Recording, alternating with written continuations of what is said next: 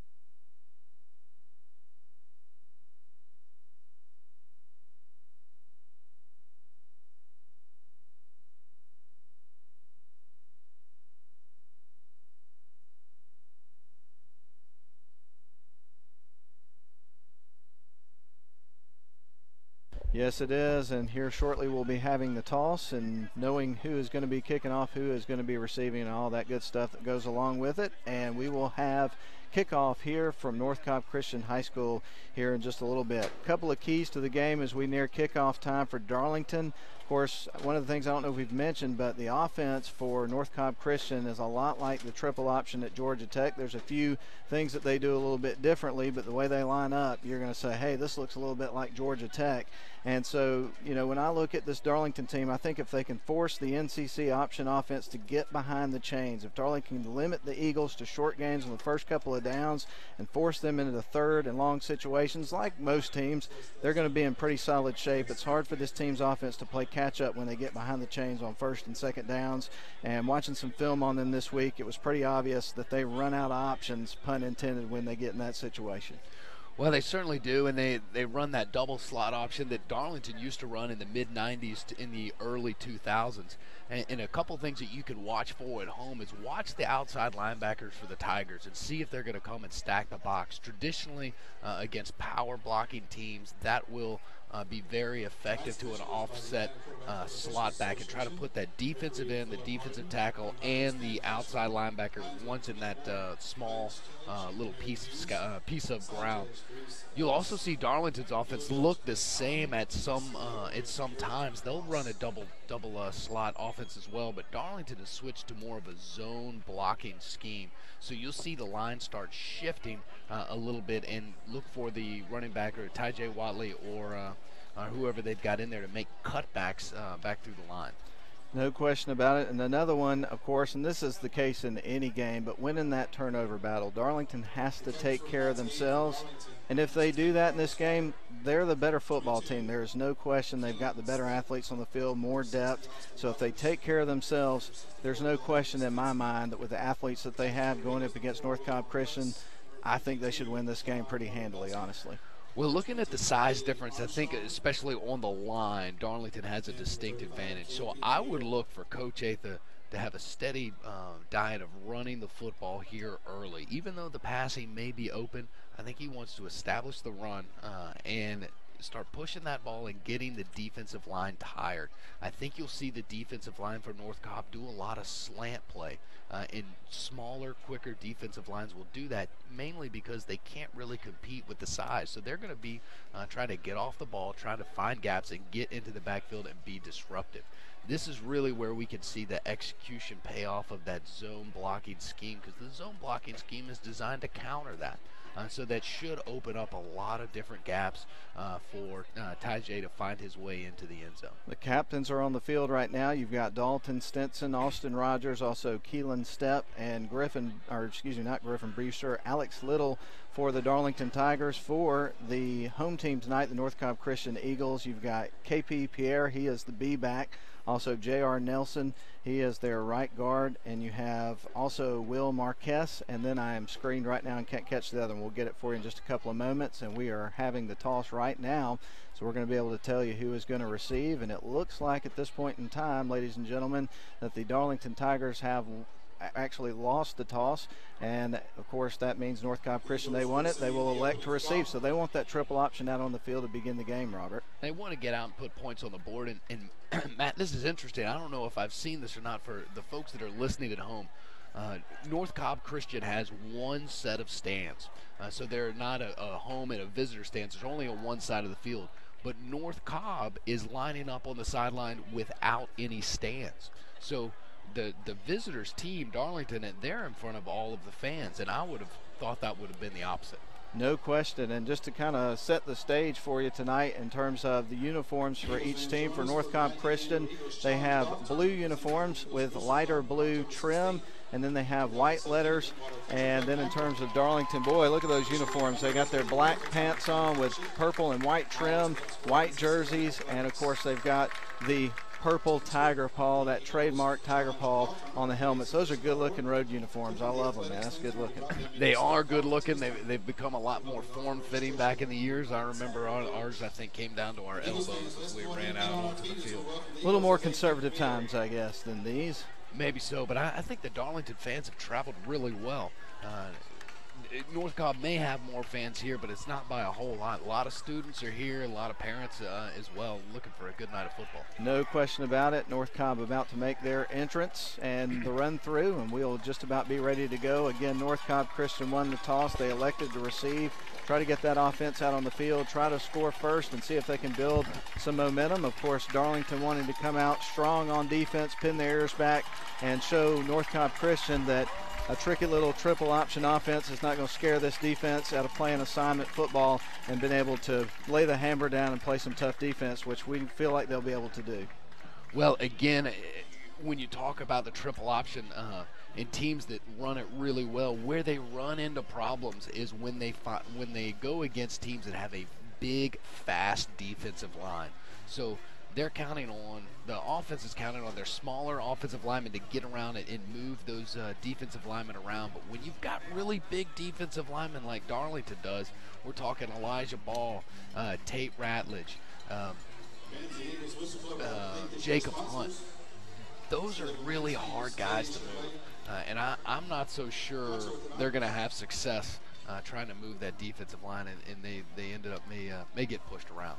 The Darlington Tigers are about to tee it up. Alex Little is going to put the boot on it. We're going to have the start of the game, but we're still waiting on the Eagles to take the field. We're getting a little bit of a late start here on senior night for the North Cobb Christian School Eagles, and everybody's taking position now. They're going to send two men back deep, it looks like, to try to return the kick. One of them is going to be Ryan Pruitt, and the other one on the opposite side of the field. By the way, North Cobb Christian will be working from right to left. On the opposite side of the field is going to be Timothy Walker, and so they are lined up right around the 4-yard line. One of them on the far side, one of them on the near side. And ladies and gentlemen, buckle your chin straps, as Steve Conrad would be saying right now. Toe meets leather. It's end over end towards the corner. It'll be brought out from the 20-yard line. He's got a little bit of room to run and brings it out to the 32. That was number 28 for North Cobb Christian, C.J. Ayers, and they've got good field position to start.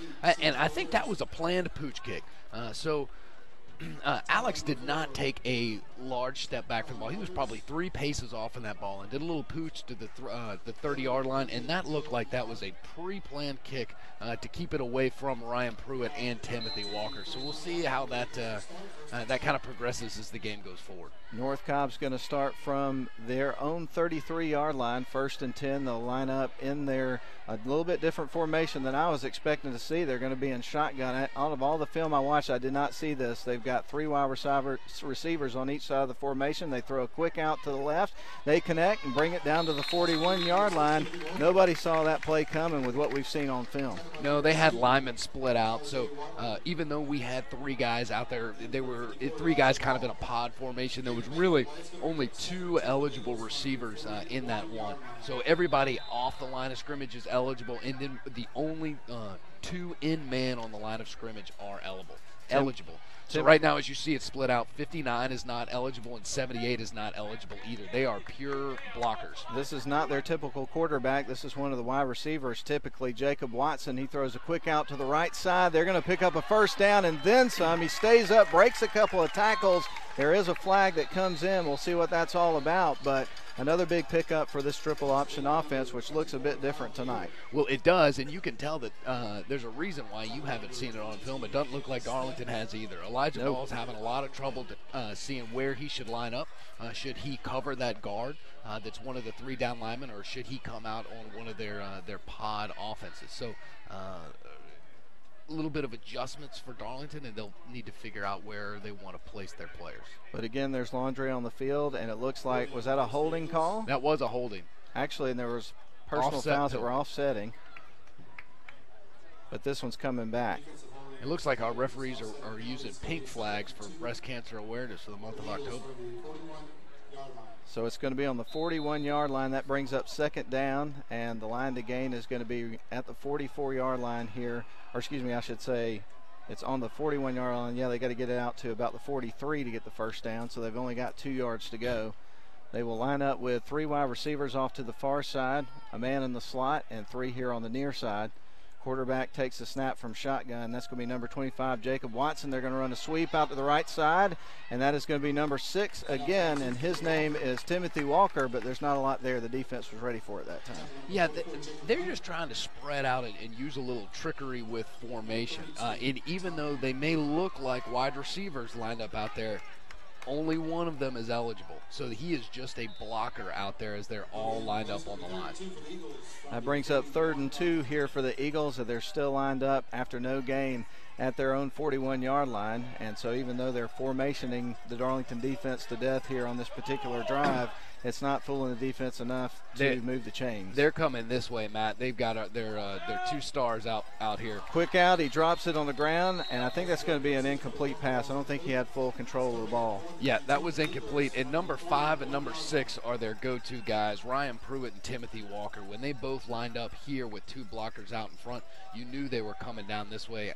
I think you might see the same play here. It looks like 4th down, and they're going to go for it. Absolutely they are. 4th down and 2. Ball still on the 41-yard line. Eagles and Tigers, we are scoreless. We've got 10:20 left first quarter. And we're in a 2-deep coverage with Ty J. Cannad in.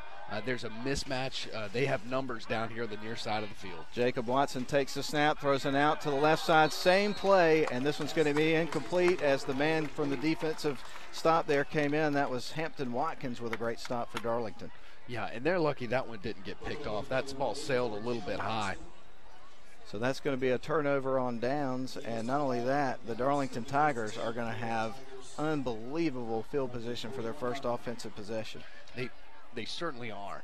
Normally, Darlington's defense is going to come out in a 3-man or a 3-deep zone. So you're going to have the cornerback and both cornerbacks responsible for the outside half, and then a safety responsible for in the middle of the field. Darlington here now is going to a 2-deep, where you have 2 safeties kind of splitting the coverage and 2 cornerbacks up tight. I think they're doing that to negate kind of the quick pass run option. Darlington to the line of scrimmage, which is at the 41-yard line, in territory, of course, of the Eagles, and they get ready to take the snap. 1st and 10. There it is. He's going to roll back and hands it off to Ty-J Watley, who gashes him for 5 yards on 1st down.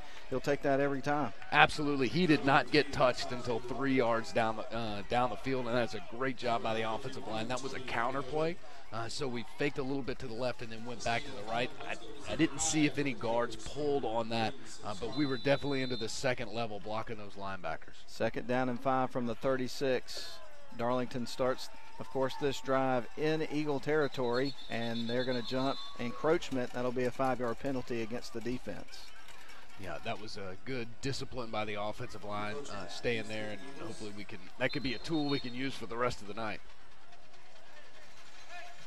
And it looks like there may be an equipment issue with Ty-J Watley. He's coming off the field, and another man is going to come in for him. That's Colin Rogers for the Darlington Tigers. They'll have to check on that situation, see if they can get it straightened out and get him back in the game. I'm not sure what it was. He may be bleeding. They look like some medical doctors looking at him. Definitely was a hard run for the 5 yards that he got on the previous play. And it looks like we have a timeout. I think they're trying to sort out. It looks like a second and a foot. They're going to measure for the 1st down. I thought it was, of course, 5 yards to go when he picked up the penalty, and so I just thought it was an automatic 1st down there, but it was just a little bit short. It looks like not quite there. But nonetheless, it'll be 2nd down and a very short one here for the Darlington Tigers when they come back to the line of scrimmage. And normally on a 2nd and short, you might see here at the 31-yard line them try to take a shot maybe in the air. I would be surprised if we did that. I think you're just going to see a steady dose of running it up the middle, at least on this first drive. Shotgun formation as, of course, the quarterback Griffin Brewster gets set to take the snap. He's going to roll out. He is looking to throw. It's in the air. He connects with the wide receiver. He stays up, breaks a tackle going down the sidelines, gets to about the 12-yard line. What a play and a nice catch by Casey Gunn. Casey Gunn continues to impress, the young freshman who is playing well above his grade in school. He's going to be a talent to watch for the next 4 years. He's making great catches, and then he made 3 or 4 guys miss as he made it all the way down to looks like the 14. 17-yard pickup here for the Darlington Tigers. They'll get lined up shotgun formation. Got 2 wideouts, 1 on each side of the formation. Back in the backfield is Ty-J Watley. They're going to hand it off, and he's going around the right side, gets a good block, gets inside the 10. I think he's going to have it about the 7 or 8. That is, and they were running behind the right side of the line. So you take the right side of the line, you've got Elijah Ball, and you've got Tate Ratledge, and then you've got Jacob Hunt. Any high school offensive coordinator would drool over those 3 guys, and you couldn't go wrong just running behind them all day long. Those are some large men that just push piles. Griffin Brewster under center here for 2nd and 4 from the 8-yard line in the red zone. Gets ready to take the snap. He's going to hand it off, a delayed handoff to Tajay, and he's going to be brought down. Takes about 3 or 4 guys for North Cobb Christian to do the job, but he's not going to pick up a whole lot on that play. Well, as we talked about earlier, North Cobb did a really nice job of slanting their defensive linemen, and they guessed correctly. They slanted to the open side of the field, and they got a lot of penetration before those blocks could get there. So as Carl Swiger was coming across as the fullback and lead blocker, there were already 3 North Cobb Christian players in the backfield. 3rd and 5 for the, of course, Darlington Tigers. Ball on the 9, so they lost a yard on that last carry from Tajay. There's the snap to Brewster. He's going to pitch to the right, gives it to Tajay, and he's going to be at the 5-yard line with a pickup of 4 yards. Yeah, that was a good pitch play and a nice job of Tajay for cutting it up the middle and knowing where that first down is. I don't think he quite got there, but it's 4th and it's going to be about 2, I think. That's a. All right, I thought that spot should have been a little bit better, but it looks like it's 4th and 2. They're going to keep the offense in. Griffin Brewster comes back in with the play call from the sidelines. They go back quickly from the huddle. They'll line up in a power set. Quarterback under center. Brewster's going to hand it to Tajay Watley. Muscles forward, gets the first down after a pickup of about 2 or 3 yards. I think he's going to have it on the 3-yard line. I think he's going to have it too, and there's no surprise where that ball was going. As soon as they line it up, you've got the 3 Musketeers of Elijah Ball, Tate Ratledge, and Jacob Hunt, and you go in the power eye behind them, and you're going to get 3 or 4 yards every time. It's going to be 1st down and goal here for the Darlington Tigers. They'll line back up in that power set. Brewster under center. He's going to hand it right back to Tajay, and ladies and gentlemen, he dives forward. He's going to be stopped short at the goal line. That was the same play, but a mirror image of it. So it was power eye to the left-hand side, and that's just an off-tackle play where it's almost a student body left or right. And I think Darlington could really wear down North Cobb Christian pretty quickly just running that formation. 2nd down and goal. Brewster back from the sidelines, going back to the huddle. They'll huddle very briefly and then go back to the line of scrimmage. Tajay Watley scored 4 touchdowns in their last game against Mount Zion. I would be surprised to see a play action. There's the snap. They're going to run out to the outside. He dives, and that's a 2-yard touchdown run for Tajay Watley and the Darlington Tigers. They strike quickly. They did, and that was a toss play instead of off tackle. They're seeing something where they're getting a seal block to get outside, and that was a fairly easy run there for Tajay. So with 6:34 left in the first quarter, Darlington strikes first, and they're up 6-0 pending the PAT. We'll wait for everybody to run back over to where the line of scrimmage is, and they're going to fake and actually going to shovel pass it into the end zone. The 2-point conversion caught him flat-footed, and the pass was made by Ian Payne. Who was the receiver on that play? That receiver was Jacob Hunt. He is their long snapper. So you'll see a lot of guys line up in that position where all the blockers are over on the right side, and you just have the snapper and the holder and the kicker, and then maybe a wide receiver out to the right. And the holder is really calling an audible. If he's looking for something very specific in the defense, and if he sees it, he'll call an audible and snap the ball and try to get a pass play, kind of a quick 2-point play. That time, the long snapper ran out and got the shuttle pass from him. I haven't seen that. That was a pretty good play. A little trickeration there from the offensive coordinator for the Darlington Tigers. That puts them up 8-0 after their first possession. Of course, the North Cobb Christian Eagles came out on offense to begin with, picked up a first down, but then on the next series they turned it over on downs. Darlington got the ball with great field position starting on the Eagles 41. They marched it down the field mostly on running plays, and a 2-yard run on a sweep play on the left side from Tajay Watley put him ahead. And then, of course, a 2-point conversion makes it 8-0. There's the kickoff from the Darlington Tigers. It's picked up around the 30-yard line, and that's where they're going to start. And a flag came in right there after the kick. Yeah, I think that was a late hit on Darlington. But, again, we saw that kind of planned pooch kick. And I think he's aiming for the 30-yard line to get it down there. And there was almost some confusion between the North Cobb players as to who was to get that ball as they ran into each other as they were catching that. So that is going to be against, of course, the kicking team, the Darlington Tigers, and that's going to put them all the way out to the 45-yard line after a 15-yard penalty on the foul. So, therefore, great field position to start off this drive for North Cobb Christian. And it'll be interesting to see what kind of defensive set Darlington comes out in. now that we've had a chance to talk over with our coaches after seeing this offense for the first time. So lining up at quarterback again is going to be Jacob Watson. Typically their starting quarterback is Anson Mathis. He'll line up in shotgun formation with 3 wide on each side of the formation, 3 down linemen. There's a snap. They'll throw a quick out to the right side. He connects. That's going to be a loss of 6 yards on first down. They're behind the chains. Yep, so now Darlington has got 4 defensive backs about 10 yards deep.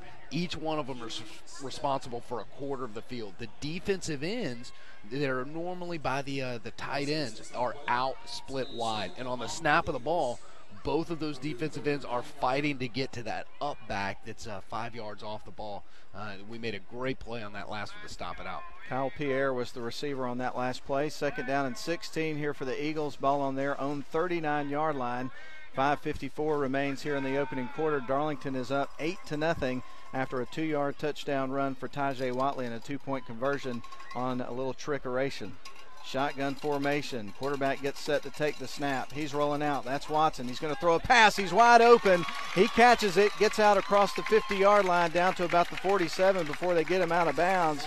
And I'm going to tell you who the receiver is as soon as I can catch his number, but I was screamed right after he caught the ball. Well, that was another quick hit play where they had 2 receivers running down there trying to embed into the 2-deep zone where the cornerback is going to sit and kind of take away the closer or the flat pass, but that time the cornerback kept backpedaling and left a large open space available. Shotgun formation again here for the Eagles, and this is going to bring up 3rd down and 5 after the pickup that brought them down to the 50-yard line. All right, I got to think they're coming this way again, Matt. Here's the snap. He's going to throw a quick out to left side, and he's going to run forward with it. Finds a big seam. He's to the 40, the 35. They bring him down at the 30-yard line. Finally a good stop there by the Darlington Tigers after a big gain, and Casey Gunn got in there and got him and saved the touchdown. He sure did, and it looks like they're going to do everything they can to get the ball to Timothy Walker. He's showing 5'10", 200 pounds, and he looks like a very solid athlete. He's now on the near side, kind of as their offset wide receiver. I think they're trying to do everything they can to get the ball in his hands. Quarterback in the game is typically a wide receiver here for this North Cobb Christian team. By the way, they just take a timeout, so we're going to do the same thing. 1st and 10, North Cobb Christian. They trail 8-0, but threatening here early in the first quarter. 5:16 left in the first quarter. We'll be back after a 30-second timeout.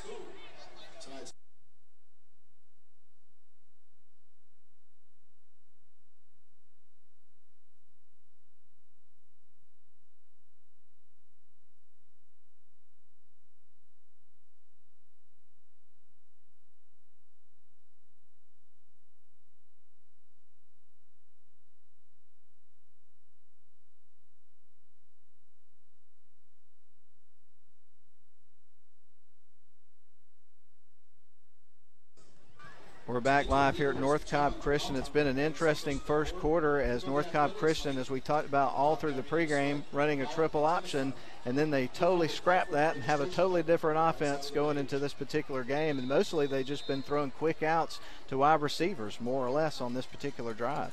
And you got to give North Cobb credit, and they're now doing something they haven't done in a game before and are executing it pretty well. We haven't had any sort of procedure penalties, no sort of mental breakdowns, and they've been practicing this behind closed doors pretty successfully.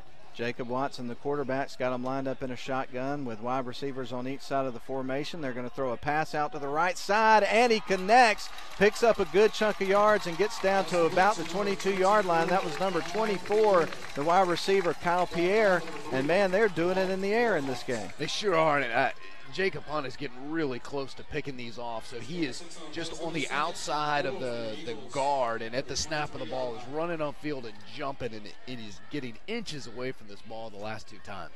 2nd and 4 from the Eagles, or of course the Darlington, I should say, Tigers 23, as the Eagles have already got it all the way near the red zone. They'll line up in shotgun formation. Quarterback Jacob Watson getting ready to take the snap. It's a good snap. He's going to throw another quick out to the left side. That one was almost intercepted. Yeah, it certainly was by number 84, Cam Watson.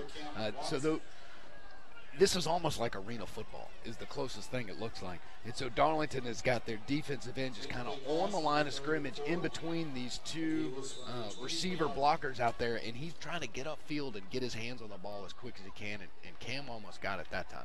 3rd down and 4 here for the Eagles on the Darlington 23-yard line, knocking on the door of the red zone. They will come back to the line of scrimmage. It looks like the quarterback is giving the signals at the line of scrimmage. He'll line it up in a shotgun, same formation. They got 3 wide receivers on each side, empty backfield. Here's the snap. Quarterback's going to throw towards the end zone on a fade, and it is going to be incomplete. Good defense again on that play, Robert, by, again, number 28? It sure was. That was a great defense. A lot of receivers or a lot of cornerbacks will get pass interference called on that. Casey did a great job at getting his eyes into the quarterback, finding the football, and going and making a play, and he broke that play up. Casey Gunn, ladies and gentlemen, making the big-time play, and that brings up 4th down and 4 with the ball on the 23-yard line in Tiger territory for the Eagles. They'll come back to the line of scrimmage. Quarterback gives the signals to his line, and he'll go back into the shotgun with an empty backfield and wide receivers all over the place.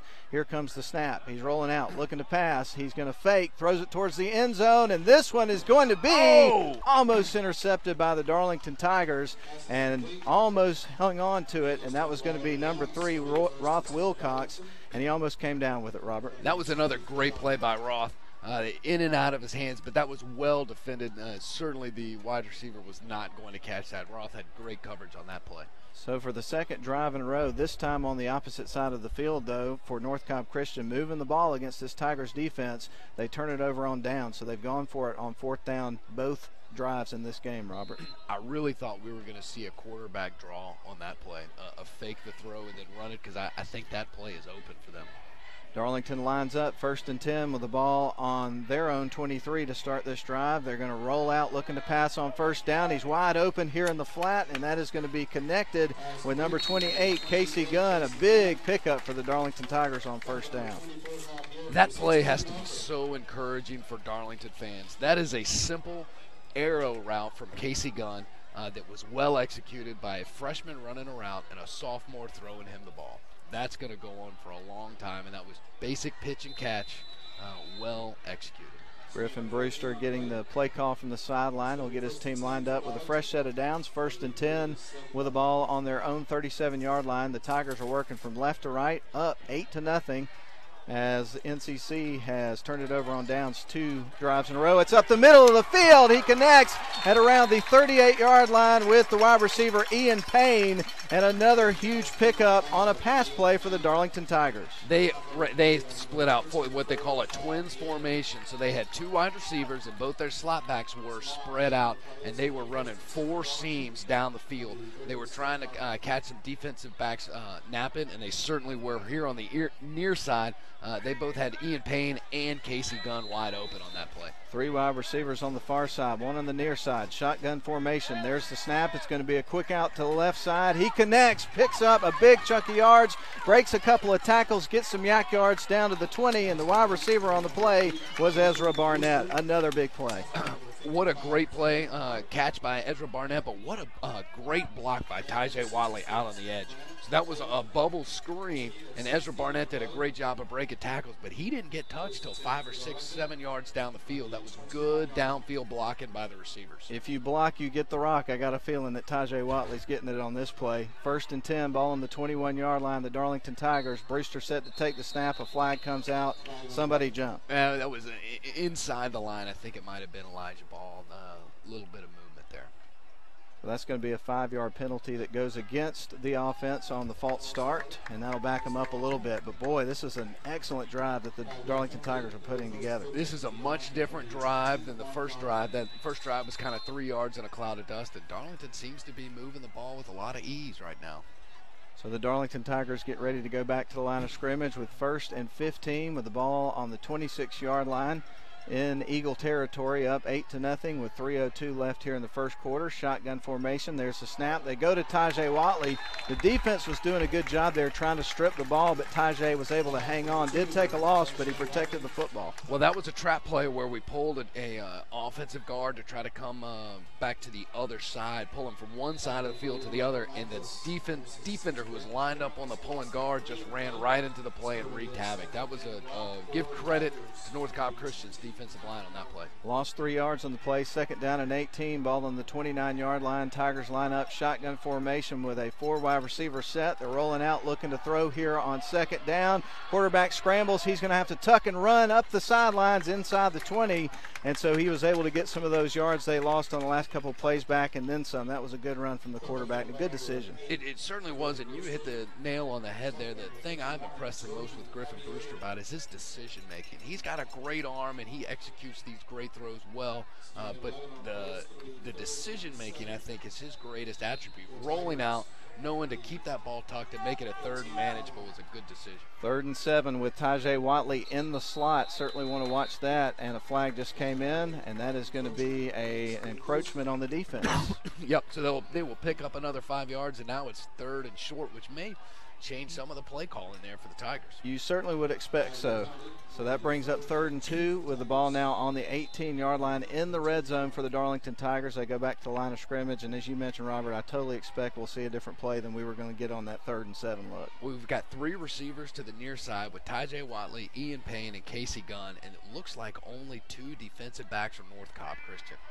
That does not match up well for them. And we're going to have a timeout, it looks like. And so we'll take one as well as the Darlington Tigers take one. They're up 8-0 with 3rd and 2 coming up with the ball on the 13 in the red zone. We come back in 30 seconds.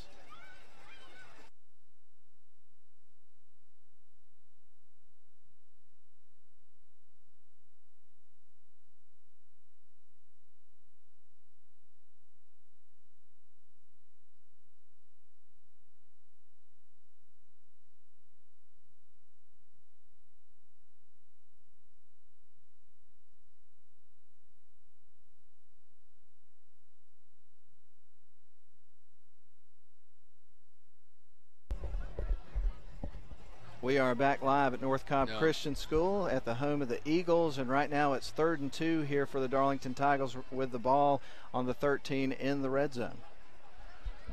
Glad you're with us on WLAQ AM 1410. Do want to mention a couple of things to you at halftime. Brought to you by Steak and Shake. We'll talk about, of course, our first half here. We'll also talk about some of the other area games that are going on. And, of course, the Big Kahuna back in the studio just let us know that right now down in Hiram, Rome is playing there tonight. They're up 14-0 early in that game. And, boy, I went and watched Rome play Hiram last year, and they had their way with them. It was a running clock in the second half, and kind of expect it'll be more of the same there. But Darlington gets ready to line up. Tajay Watley in the backfield with Griffin Brewster, the quarterback, here on 3rd and 2. Ball on the 13-yard line. 2 wide receivers on the right side of the formation. They go to Tajay up the middle. He stays up, breaks a couple of tackles, carries the pile all the way down to the goal line. Did he get in? I don't think so, but he was close. I'm impressed he didn't fumble that ball. There was some center quarterback exchange with that snap, and it looked like Griffin Brewster was handed Tajay the ball and didn't quite have control of it, and it looked like he bobbled the ball all the way down the field. 1st and goal, and they're going to snap it. Quarterback is going to hand it off on the fake, and they go right towards the end zone. Touchdown, Darlington Tigers, and that was Tajay Watley with a 3-yard run. Well, that's got to be a little demoralizing for North Cobb Christian. Darlington just kind of marched the ball down the field, both in the air, on the outside, and up the middle. They were doing everything right on that. But more concerning for Darlington is it looks like Tate Ratledge has his shoulder pads off and ice on his left shoulder. I think that's him. Maybe we can get a confirmation of that a little bit later. I did not see what happened. Darlington gets ready to line up. It looks like this time they are going to kick the extra point with Alex Little. And with the hold is going to be Ian Payne for the Tigers. They're up 14-0, trying to tack on one more and make it 15. Little kicks it through the uprights, straight through the middle, and it's 15-0, just like that. And good for Alex. He had to sit a whole 7 days after missing that extra point before he could kind of get back in the good graces of it.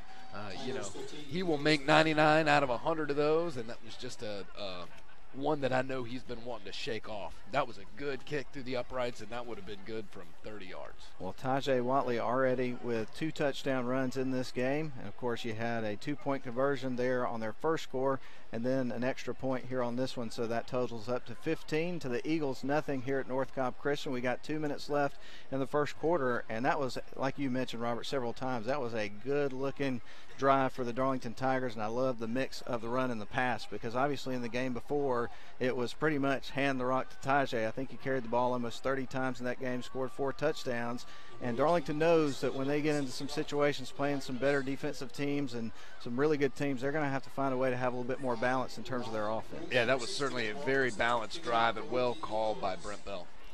Little is going to kick it off here for the Darlington Tigers towards the, of course, North Cobb Christian Eagles, who trail now 15-0. 2 men back deep for them to try to return the kick. Ryan Pruitt, and there again they kick it same corner to about the 25-yard line this time, and it's brought out by number 28 C.J. Ayers, who gets it out to about the 37-yard line. So good field position for the Eagles. It looked like Darlington on that coverage thought that he was going to make a fair catch and kind of quit playing, and he got 10 more yards than I think he should have. 1:54 left here in our first quarter as the Eagles get lined up for their third drive of the game. The first 2 drives ended on a turnover on down, so I don't think this team punched too much. They just go for it. Yeah, I think they do. And the more I look at it, Matt, I think we're in a 2-deep coverage with Tajay Watley and Roth Wilcox as the corners that are kind of covering the flats. And then number 84, Cam Watson, and number 32, Tommy Atha. I think there are more linebackers that are blitzing and trying to disrupt. Jacob Watson took the snap, threw a quick out to the left side. They picked up about 5 yards on the play. And this young man, Timothy Walker, man, he has made some great plays for this team so far in this game. Yeah, Timothy Walker is, I think, their go-to guy along with Ryan Pruitt. He's a pretty thick running back that is also very fast. So Jacob Watson gets them lined up again with an empty backfield in a shotgun formation with 2nd down and 3 after the pickup of 7. I shorted him a couple of yards. 1:48 remaining here in the first quarter with Darlington up already 15-0. Watson getting set to take the snap.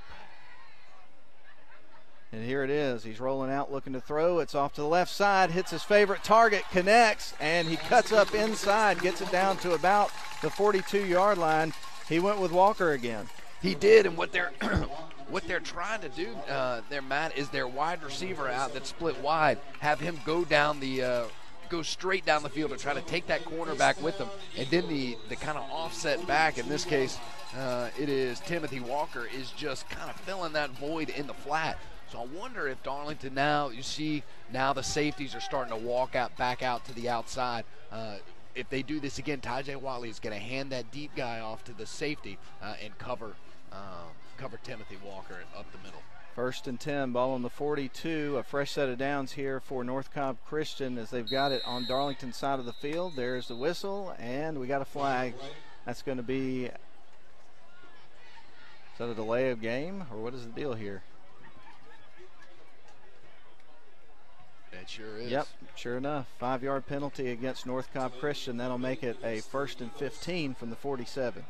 Now, Matt, the danger is as they walk those safeties out towards the sidelines, they're creating a large hole in the middle, and we need to be a lot more cautious of that quarterback draw.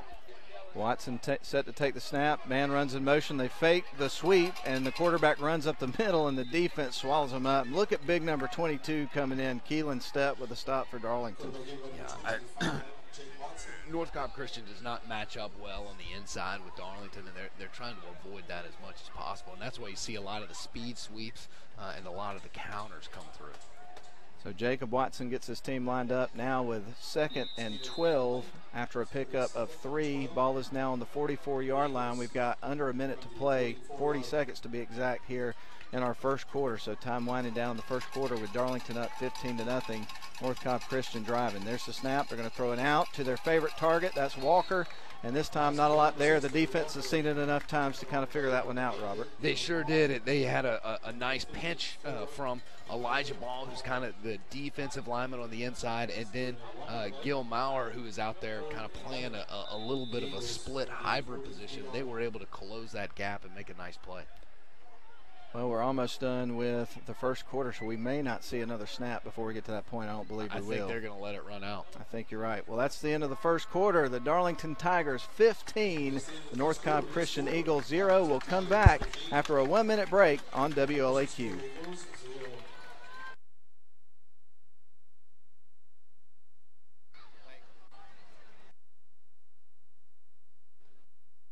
Forgot which mic was in. Thanks.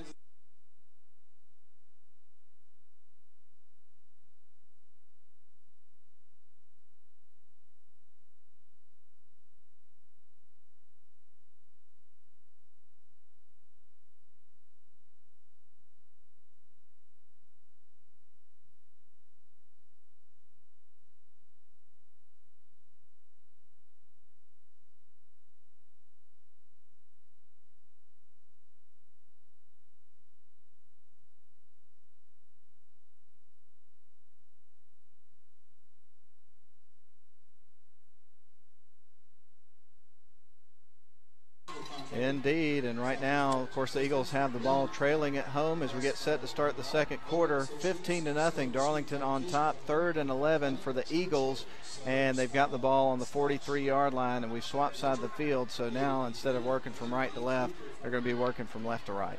Right. This offense has got to be giving Coach Hunt just nightmares and having his stomach just do somersaults, but it's kind of fun to watch. It really is. Big surprise. It took me a minute to kind of figure out who was doing what, but now I think we've kind of settled in. But Jacob Watson is getting set to take the snap, and he's got wide receivers everywhere, nobody in the backfield with him. Getting set to take the snap with 3rd down and 11, ball on the 43. This is a big play here for both teams. There's the snap. He's dropping back, looking to throw up the middle of the field. Good ball, and it was almost caught by, of course, the Darlington Tigers defender. It was right to him, and I almost said good ball, but there was no receiver for North Cobb Christian there. It was only Darlington Tigers. Well, Carl Swiger was in perfect position. He made a great read, stopped his back pedal, drove on the ball, and it just hit him in the wrong spot, right in between his hands. Despite the fact that he didn't, seize the opportunity for the interception right there, almost had it. It's still 4th down and 11 with the ball on the 43 for North Cobb Christian. This is 4-down territory. I think 4-down territory no matter where they are on the field in this game. They've certainly kind of said that they're going to do that. Ooh, and we just helped them out. Gave him 5 yards. Cam Watson was getting aggressive coming across the line, and that was encroachment. So instead of being 4th down and 11, it's now going to be 4th down and 6, and you're right, that definitely helps this team out quite a bit. Yeah, but back to that other play, I really like the position Carl was in. He read that play well, and hopefully he gets a chance to get another one later in the game. Quarterback looking off to the sidelines for the signal from the coaching staff. He gives the play call at the line of scrimmage. They're lined up in a shotgun formation with wide receivers everywhere, and they didn't like the look they got from the defense, so it looks like the Eagles take a timeout, and they'll think this over. And so we'll send it back to the studio for a quick 30-second break. Darlington up 15-0, 4th down and 6 from the 38 inside Darlington territory for the Eagles coming up after this quick break. Thanks.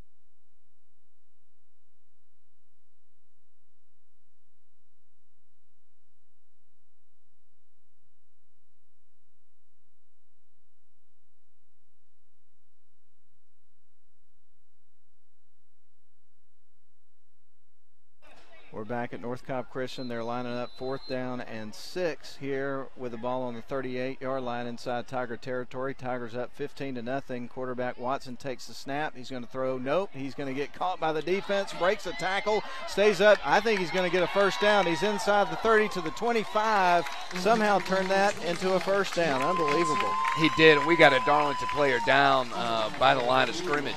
But boy, what a hit by Roth Wilcox coming up to make that play. You are not kidding. So that gives them a fresh set of downs and new hope on this drive. And now you will see NCC line up at the 23-yard line, knocking on the door of the red zone. Now, the last couple of drives, particularly the last one, they had something really going after picking up a couple of first downs, and then they shot themselves in the foot and ended up turning over on downs. So this team's just looking to see if they can finish a drive by getting some points. That was really a busted play because half of the team was still over there looking at their coach for the plays, and the ball was snapped.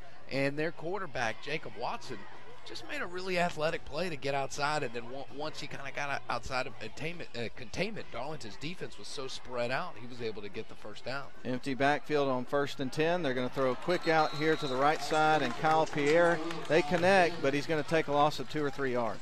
That was a great play by Tommy Atha. He read that, and at the snap of the ball, when that receiver turned to catch it, he was firing out of that line and made a great tackle behind the line. Eagles come back to the line of scrimmage with now 2nd down and 14 with the ball on the 27 after the loss. So they've got, like I say, 14 yards to go to get another fresh set of downs. Senior night tonight here for North Cobb Christian. Watson set to take the snap. He's rolling out looking to throw. The ball is in the air, and it's going to be incomplete, out of bounds off the sidelines. That was the same play that they had been running.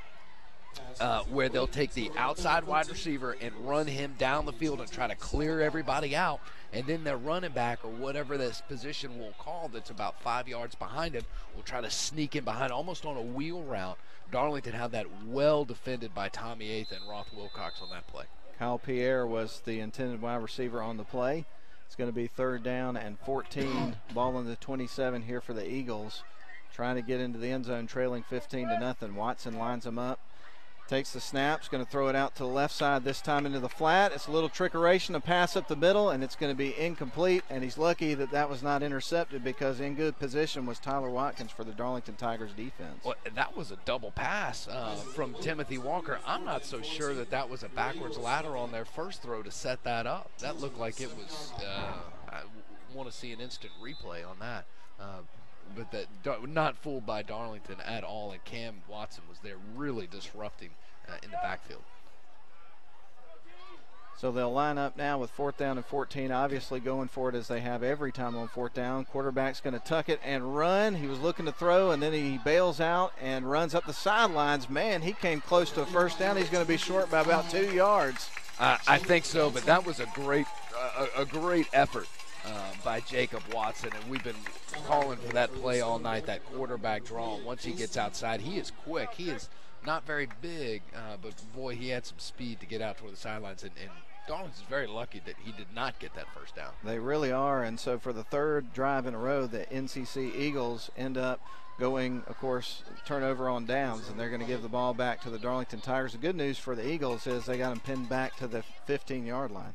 Well, we'll see if Darlington can come out and have that same sort of execution and rhythm that they had on that last drive that we saw.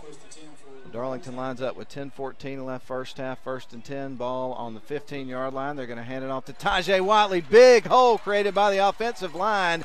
Gashes them for 13 or 14 yards there on 1st down. You said it, Matt. That was great blocking up front and a good cutback by Tajay Watley. He had 10 yards down the field before anybody had touched him, and he is so fast up in that up through the line that you just need to hold that block for just a second and he'll get him. Delayed handoff. This time the defense sniffs it out, and that's going to be a pickup of maybe a yard. But you're right, Tate Ratledge, Jacob Daniel, Elijah Ball, Colin Cesaro, Austin Rogers, they're doing a great job on the offensive line.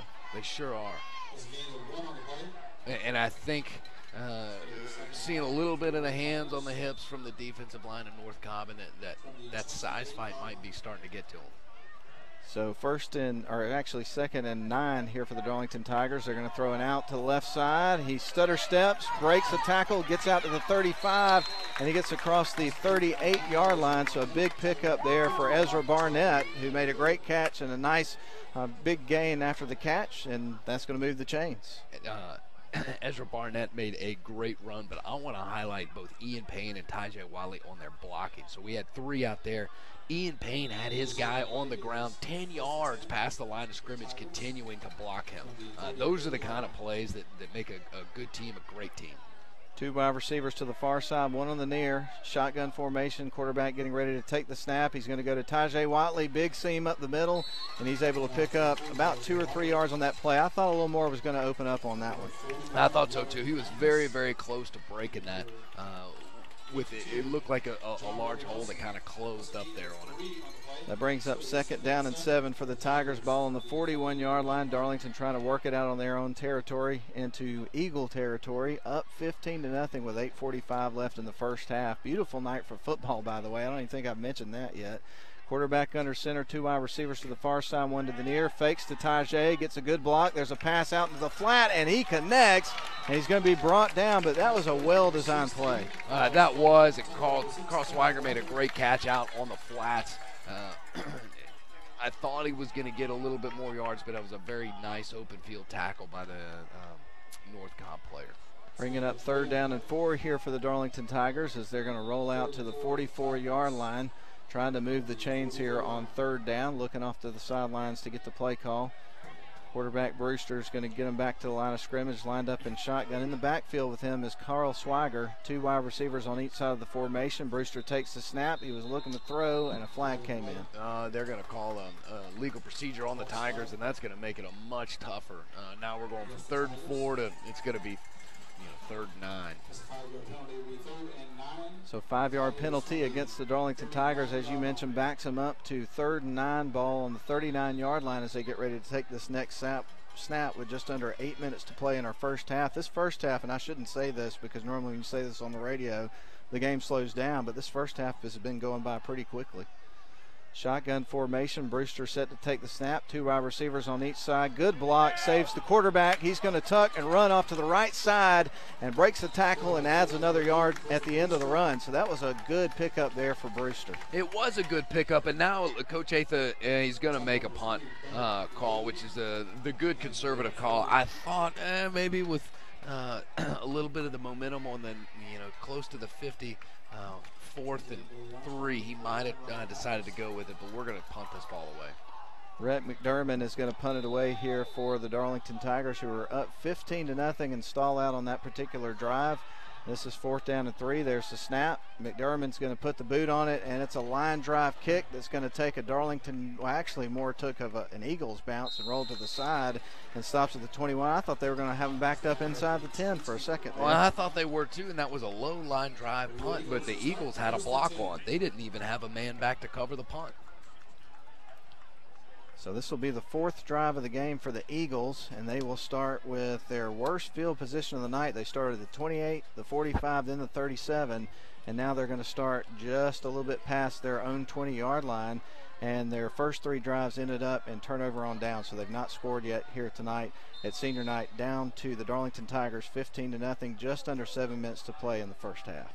Well, it's given their offensive coordinator a little bit more freedom with his play calling because they're going to go for it on 4th down. So their series has now become 4 downs instead of 3 downs, and you don't have to get as many yards per play. Quarterback lines him up, shotgun formation, empty backfield, wide receivers everywhere. He bails out, puts it in the air. It's almost intercepted by number 84, Cam Watson, and just couldn't hang on to it, but still a good defensive stop by the defense. They did, and now Jacob Watson was starting to sprint out on that play, which is creating even more open space. That may be where their play calling starts to go, because getting Watson out into space is working for them. Substitution coming into the game here for the Eagles. Better get him out of here quick, huh? Number 52 comes back into the game, J.R. Nelson. They will line up empty backfield. Quarterback Watson takes a snap, throws an out. It's almost intercepted by Watson again, and he couldn't hang on to it. His eyes got real big, Robert. Oh, he made a great aggressive read on that, was coming across that play. Made a great play to break it up, but I thought he was going to have an interception. And if he had, that potentially could have been a pick 6 there for the Darlington Tigers, more than likely. But instead it ends up being a good defensive stop and does bring up 3rd down and 10 with the ball still on the 21, right where this drive started for the Eagles. So the defense, without a doubt, doing a good job on this offense now. And Matt, I just can't imagine they would go for it down in this part of the field, but we'll see. Jacob Watson takes the snap and gets sacked right at around the 12-yard line. So a big stop by the defense, and big man number 22 came in, Keelan Stepp, and made the play. And he was the one that was slow getting up last drive, so it's great to see him not only back in the game but fully functioning. Boy, he had a great blitz off the side, got through, made a great play. Quarterback still in the game, but I'm kind of with you. Maybe he also handles the punting duties, because this is dangerous to go for it right here. 4th down and 17 with the ball on your own 14-yard line. Man goes in motion, and there is a flag. It looks like it should be another delay of game unless I'm badly mistaken. It looked like they had a legal procedure. They're backing them up. So they're in a bunch formation, Matt, on this side of the field. I wonder if they're going to try to do some sort of overload play that we haven't really shifted over to cover. But they've got 1, 2, 3, 4 receivers on this side of the field. And now they're going to bring their punter on. I think that is a very wise move by the coaching staff. Coming out is going to be Ryan Pruitt, who I did see handling the punting duties on film, and he actually does kick it away. He's got a pretty good leg. Good boot. It's going to drop at the 50, rolls all the way back inside the 40, all the way down to the 37. You could not ask for a better punt. It was a great punt from where they were. They were kicking it basically out of their own end zone, and so that sets them up in a much better position than we thought they would be in, for sure. I think so, and this is an important drive for Darlington. It just feels being here that Darlington should be up by more than 15 points. And to go into that, we've got 5 minutes and 49 seconds left. If we go into the locker room 15-0, I think that's going to be a real disappointment for the players. The defense seems to be holding on, and the offense, we've seen great execution at spurts, but I'd really like to see a full drive get put together here. Griffin Brewster sends a couple of wide receivers off to the far side, gets ready to take the snap with Tajay Watley in the backfield. He's going to hand it off, goes around the right side, great block, and he's able to pick up 11 or 12 yards on 1st down. That was great patience by Tajay in the hole. You could see him put his hand on the back of Dalton Stinson, not outrunning his blockers, but staying behind, kind of choking his motor just a little bit to let those big fellas get out in front of him, and that was a great 15-yard run. So the Darlington Tigers will get ready to line up here momentarily with a fresh set of downs, and the line of scrimmage is now going to be at the 47-yard line. Quarterback will have them lined up in shotgun formation with a wide receiver off to the far side, one on the near, one in the slot also, and a flag comes in. And that was on the defensive side. It looks like he's lined up in the neutral zone. So that'll be a 5-yard penalty that goes against the defense, and so this helps out Darlington get across midfield and into Eagle territory.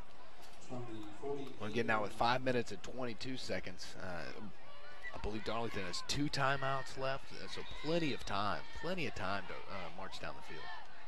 Quarterback lines up about 3 yards behind the center. 2 men in the backfield. There's a snap. They're going to run a play. No, a fake. Here's the ball there, wide open, and he connects at the 10.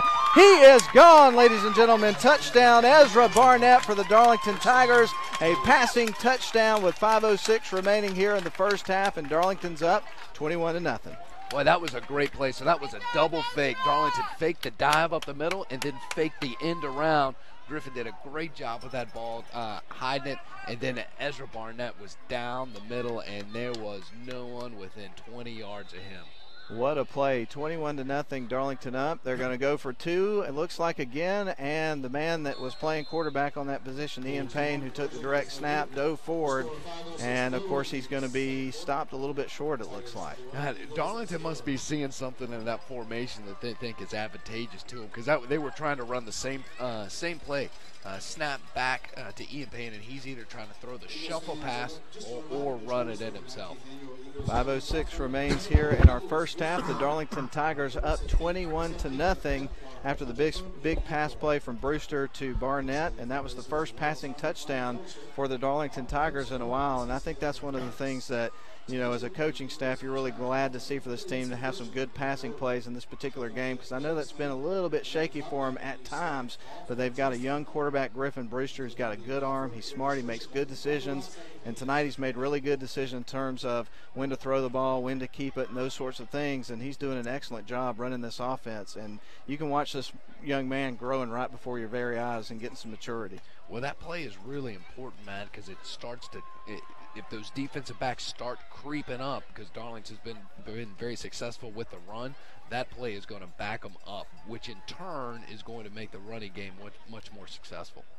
So Little's got it lined up, and he's ready to kick it off for the Darlington Tigers with a couple of men back deep. But obviously, as we've seen tonight, more than likely we're going to see him kick it around the 30-yard line, because they don't want to kick it to those return men and just give sort of average field position here to this Eagles team that's now down 21-0 playing at home on senior night. And there's the same kick on the opposite side. He's going to bring it out from around the 30, stays up, breaks a couple of tackles, takes the pile down to about the 35, so decent field position here for NCC. It seems like Darlington's quite content of letting them have the ball on the 35-yard line. Now, I don't know what this means, but I see Tate Ratledge walking around. He still doesn't have shoulder pads on, but now the ice pack is off his shoulder.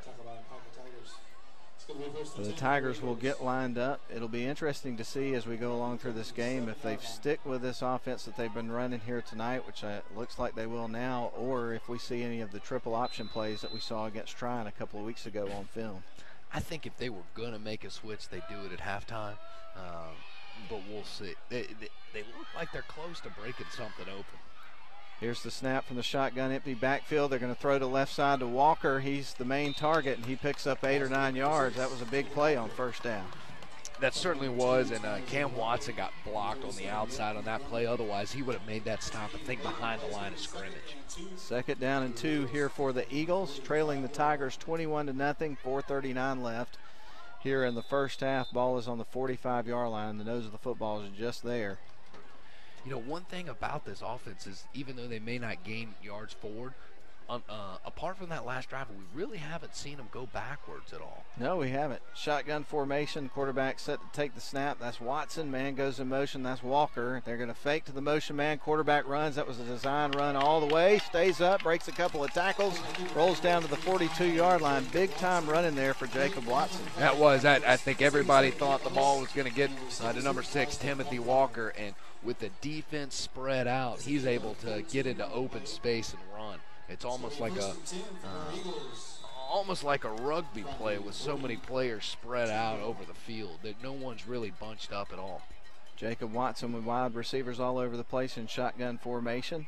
He gets set to take the snap. He's going to throw a quick out to Walker this time, cuts back in and picks up about 2, maybe 3 yards on the play. And that was the same play as they did about 2 plays ago. This time Cam was able to shed that block and make a great play right on the line of scrimmage. 2nd down and 7, a long 7, or actually let's call it 8 here for the Eagles, who trail 21-0. Getting kind of close to halftime, and we'll have some scores for you at halftime from other area games. And, of course, brought to you by Steak and Shake on Turner McCall, your local Steak and Shake. I like a lot of things they have, the burgers, the hot dogs, the shakes. I can get loaded up over there big time. Easy to do.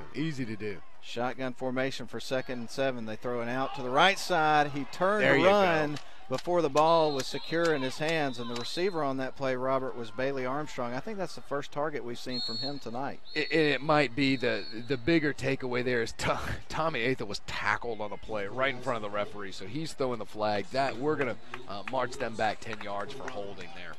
And Bailey Armstrong, he's 5'9", listed as 165.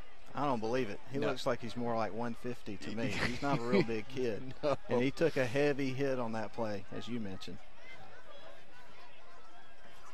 He did. The referees are talking about it down on the field. I'm not sure what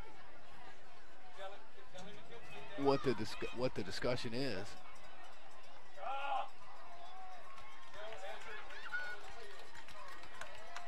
All right, so holding on the offense. They'll march that back 10 yards. The discussion might be if Darlington was going to decline it, whether it be 3rd and 8 or 2nd and about 15. And it looks like at this point that they have decided to do just that, perhaps. Nope, they're going to They're going to march it off, of course. Well, you got to think at this point in the game or in the quarter where they are in the field, they're in 4-down territory. So you could be looking at 3rd and 8, but really with 2 extra downs, it's kind of 2nd and 8, so it's not as much of advantage as you might think. Well, they will line up here in their base shotgun formation that we've seen in this particular game. And Darlington is mismatched on this side. They've got 3 North Cobb players to R2. Here comes the snap from the shotgun on 2nd and 19 from the 49. Ball's in the air, and it is going to be incomplete on the sidelines to the wide receiver. This time the target was Reese Ballard.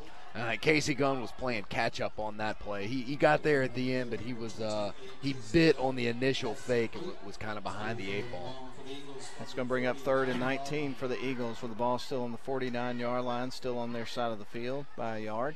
And I'm really surprised they're not looking at more on our side of the field down towards us, Matt. They've got 3 North Cobb receivers and even 4 if you count Ryan Pruitt up about halfway between the line and us, and only 2 Darlington defenders. Empty backfield, quarterback's going to throw, and it's intercepted. Nice. Finally he's able to pick one off, and that was Casey Gunn. He's running back down the field to about the 40-yard line after picking it off, and then a flag comes out. We'll see what the laundry is. Yeah, the flag was late. I'm not sure what that was for. Casey made a great play on that, getting his head back around, found the football, and made a great play on the ball. Again, as a freshman, he's got a big future ahead of him. He's playing well. Darlington's going to have good field position more or less no matter what after the interception there by Casey Gunn. And they've had several opportunities in this first half for interceptions, but that's the first one they've been able to pick off. I kind of have a feeling if they keep putting it in there, we may see 1 or 2 more before this game's over, because Darlington's been able to pick up where the ball's going just about every time. You can see the defensive backs and linebackers start to anticipate more of the timing and where the balls are going to go. But here with 2 minutes and 40 seconds left in the second quarter, I think Darlington still has 2 timeouts and plenty of time to get down and score another. And this penalty is going to be marked off against the Tigers, and this will back them up a little bit. So not quite as good field position after the interception. As we suspected, it was a personal foul. A blindside block, I believe, is what the call was. Now, they've changed the rules recently of what we're used to calling a crackback block, which was perfectly legal up to this year, is now an illegal block. You don't hear that much on an interception return, but I guess the referee saw it. I guess so. Eagles will take a timeout. So will we. 2:41 left here in the first half. Darlington up 21-0. They'll get ready to start their next drive, probably last of the first half, when we come back in 30 seconds. Okay, thanks.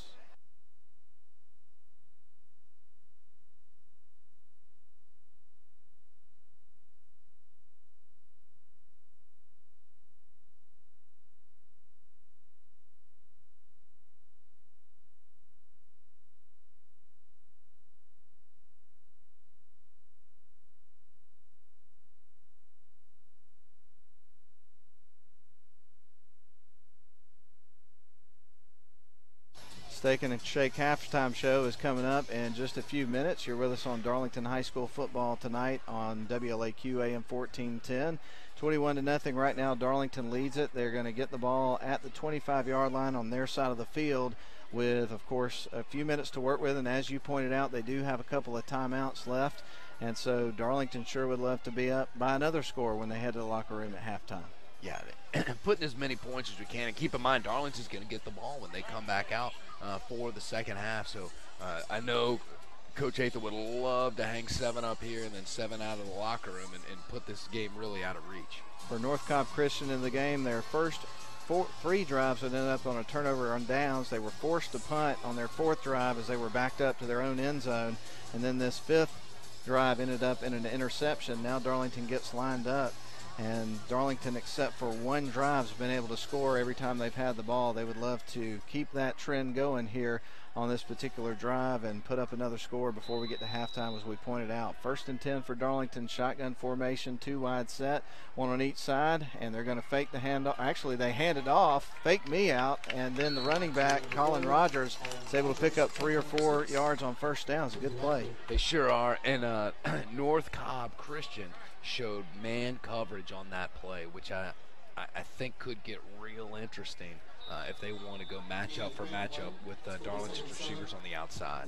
Two wide receivers on the outside, lining up in the slot on the right side is Jacob Hunt. There's the snap. They're going to throw it towards that right side. He's able to connect, and it's not going to be a first down, but it was a good reception by Casey Gunn. And he showed incredible strength, was the cornerback. Number 24 for North Cobb, Kyle Perry, came in and was charging hard and really challenged for that ball, and Casey Gunn just yanked it away from him. That was a great play. 3rd down and 1, quarterback under center here for this particular play. He takes the snap. It's a quarterback dive to try to get that yard, and he got it, and then 2 or 3 after contact. He sure did, and it was hard to tell from this angle, but it looks like he jumped to the right side and followed his guard in there. A lot of times on short yardage situations, defensive line will shade in certain gaps, and they'll leave gaps open, and it's a great way for a quarterback, if he's looking for it, can kind of go one direction or the other and can kind of slither his way to a first down. They needed a yard, got 5, got a fresh set of downs. Quarterback being chased by about 3 guys, throws a pass that's incomplete to Ezra Barnett, who was down on his knees, almost made the grab at the ground but couldn't hang on. Well, that's one of the tougher throws for a quarterback to make. He's running to his left and then throwing back to the right, especially for a right-hander, and that just kind of put it out of reach of Ezra to grab.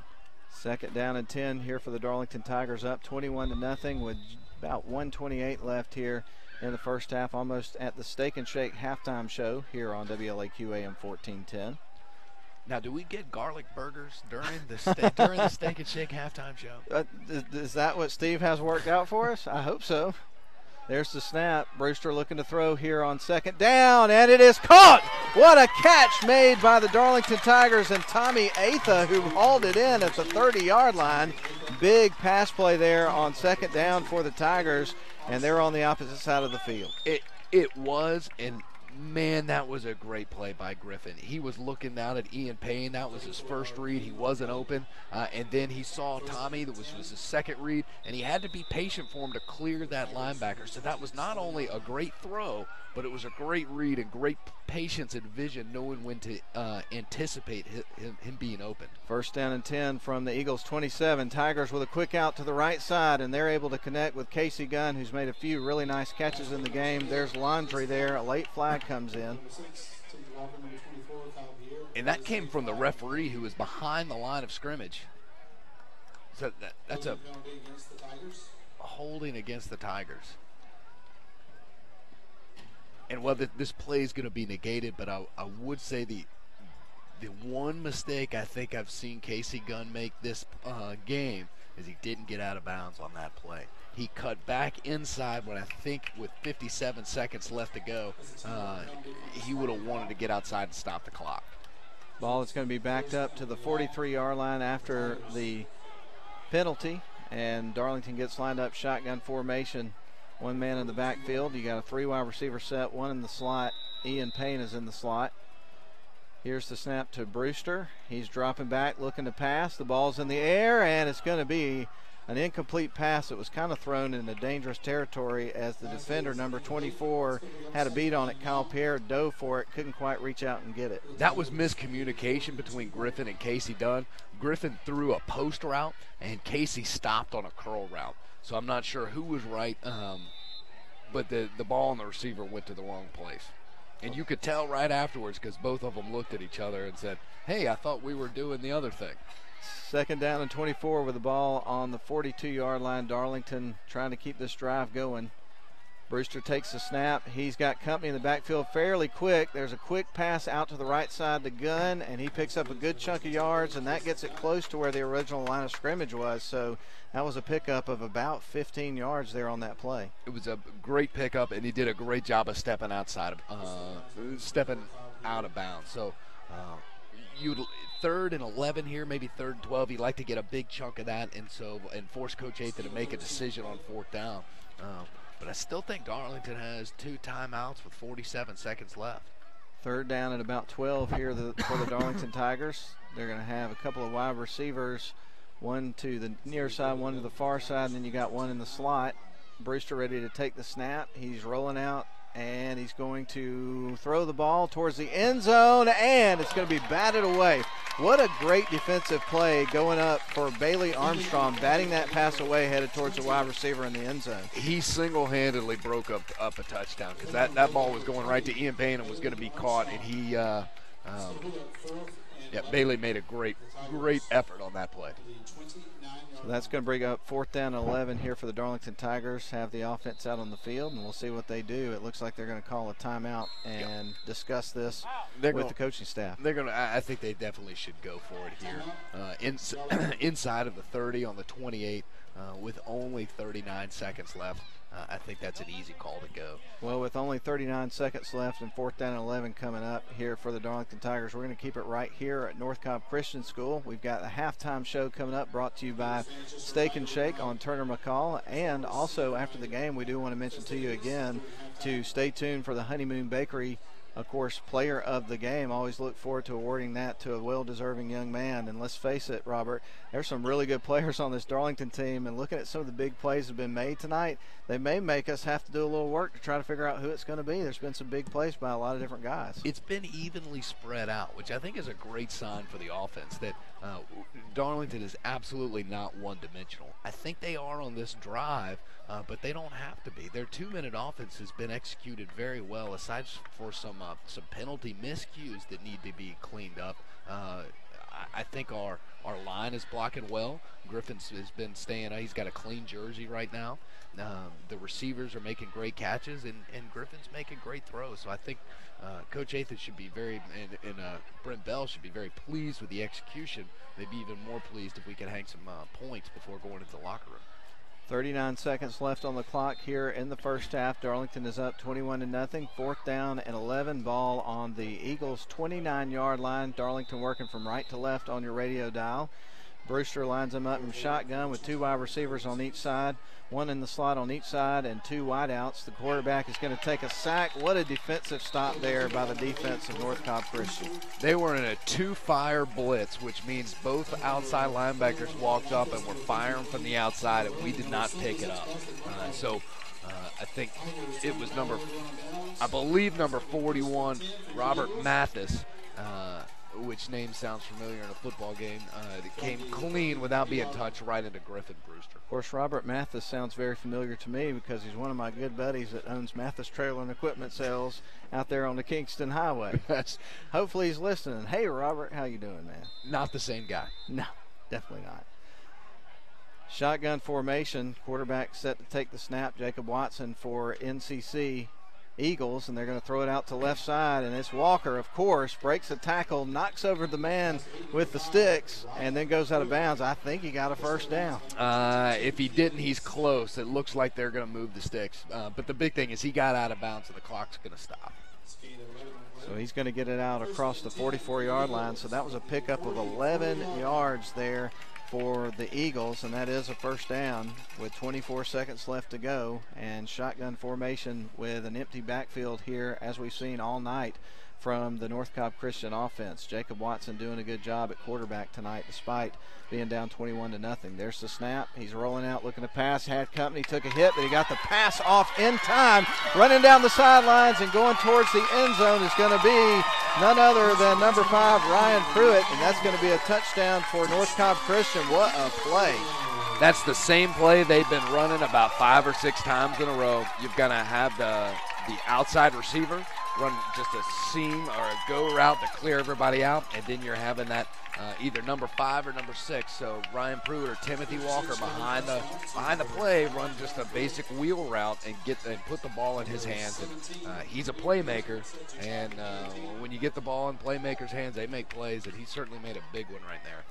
So here comes the PAT attempt for North Cobb Christian. Luke Pearson, by the way, that touchdown happened with 14 seconds left in the first half. The kick is up, and it's off to the left, but it stays inside the uprights. It's good, 21-7. Didn't see that coming. No, they hadn't broken a play up into that point, but they sure did. I'm not sure if Darlington was sleeping, relaxing. I think we had some miscommunication, and Coach Athan looks like he's talked to a couple of them about clearing up that miscommunication. 21-7, just like that. North Cobb Christian strikes here on senior night. with a big pass and catch. And, of course, now we got 14 seconds left in the half, so Darlington will try to return a kickoff here in just a few moments, and we'll basically head to the locker room here in just a couple of minutes. Yeah, I think that the coaching staff was looking at one another going, what happened? And they're not entirely sure. So with 14 seconds left, I'd be surprised if Darlington got a ball in a position where they could do much about it. But we'll see. Tajay Watley's going back. They're not going to kick it to him, Robert. I don't think that would be a smart call. But gosh, look, who are they going to kick it to? You're going to kick it to Ian Payne? You're going to kick it to Casey Gunn? I'm not. I think they'll probably kick it fairly short here and not let anyone near it that's in that backfield there. Tajay, or, of course, other one back deep, Colin Rogers. But they'll tee it up, of course, from the 40, and we will see. I think you'd see a high pooch kick and force somebody to fair catch it. I think you're right. Luke Pearson's got it teed up here for the Eagles. Now trailing only by 14, 21-7. It feels like they should be down a lot more based on what we saw in this first half. It does, and they're going to onside kick that, and that was. And they're going to recover the kick too as well. Wow, caught him flat-footed, onside kick. It was recovered by number 24 for the kickoff team. That is going to be Kyle Pierre, and NCC's got another shot with 12 seconds to go. That was well executed. They had the whole kicking team on this side of the field and looked like they were going to kick it to the Darlington sideline, and then the kicker just did a side sweep, kicking the ball on the ground as a slow roller back to North Cobb Christian's sideline and just crossed the 10 as one of their players grabbed it. That was a well-rehearsed play, and hats off for them for executing that. With 12 seconds left, they start on their own 47-yard, or actually on the Darlington 47-yard line. Quarterback's going to throw the ball towards the left side, and Tajay Watley cradles it and hauls it in. Yeah, I think Tajay might have been baiting him for that with his speed back there. That was covered in an ill-advised ball to throw. Tajay Watley with an interception. That's the second one for the Darlington Tigers here late in the first half, and the Tigers are going to take over here with 6 seconds left to go. So more than likely we'll just see them maybe run one little play and then just take it to the locker room up by 14 points. Yeah, you might take a knee or try to run something. I think, at our own 17 might not be the time for a trick play. I think you're right. So the Darlington Tigers come back to the line of scrimmage with 6 seconds left on the clock, up 21-7. Tajay Watley in the backfield. Quarterback's under center. There's a flag that comes out just before the play, and I think there might be too many men on the field. The official right now is counting to find out. He's making sure. He's waving it off. Okay. He threw the flag. Now he's counting. My bad. Now he's waving it off. That was kind of funny. Hey, it happens. It happens. Oh, man. Everybody makes mistakes, and now they get lined up, and it looks like Darlington will take a knee, and that's the half. That is. All right, folks, Darlington up 21-7 here at halftime. It's time for the Steak and Shake halftime show, but first we're going to catch our breath by sending it back to the studio for a break here on Darlington Football.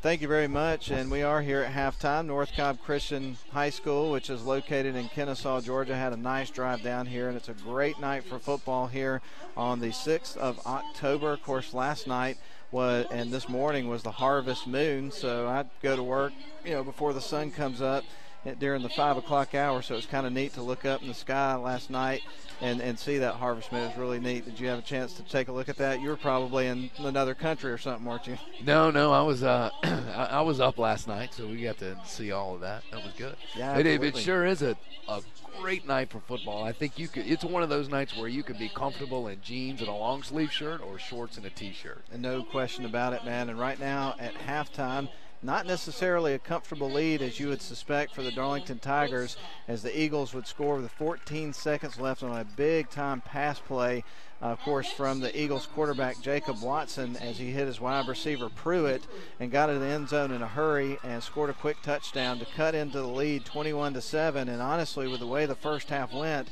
I could see the Tigers up 35-0 right now. So you got to give a lot of credit to North Cobb Christian Eagles for hanging in there and sticking with their offense and making some good plays and finally hitting pay dirt and getting that touchdown late in the first half. Yeah, I agree with you. I think the score should be 35-0, and credit to North Cobb for their perseverance and keeping battling. And these guys are not going to stop or give up. But I think it's been some Darlington miscues and execution errors that have led to that lack of points. So I am sure the coaching staff is kind of letting them know about that, and certainly, reminding them of what happened last week with the 17-0 lead, and that North Cobb Christian could certainly come back, and erase that deficit. No question about it. And to kind of recap what happened in the first half, as we've still got about 14 minutes that we begin the second half, the North Cobb Christian Eagles, they would win the toss at the beginning of the game. They would elect to receive to start the game, put their offense out on the field, and we learned really early that this team is in four-down territory unless they're backed up absolutely at their own end zone, as we saw them punt basically one time there in that first half, and they turned it over on downs. Their first 3 drives for the Darlington Tigers, they scored on their first drive on a 2-yard run from Tajay Watley with 6:34 left there in the first quarter, and then they would score again with 2:01 remaining in that first quarter on a 3-yard run from Tajay Watley, and then their next drive they would have to punt, but they would score again with 2:41 left around that point, with a pass to Barnett that got him in the end zone to go up 21-0. I should also point out that on the first touchdown, they would go for 2 and get it. So at that point, they were up 8-0. And then the second time around, they kicked the extra point, would be up 15-0. Then the third time around, they would go for 2 again and didn't get it that time. And that's why the score was 21-0 at that time. But again, the Eagles hung in there, 14 seconds left in the half. They would come up with a big pass play from their quarterback Watson to Pruitt. 14 seconds left, they would tie it up after the extra point, or not tie it up, they would get the extra point, and it would be 21-7, which honestly, to be honest with you, looking at this matchup going in, that's a very surprising halftime score. It certainly is, and I thought Darlington's defense had gotten that offense figured out, and that touchdown was very surprising. I don't think we're going to see a whole lot more of that in the second half. I just think that was a busted play or a bad assignment. I think scheme-wise, they've kind of figured out what they want to do.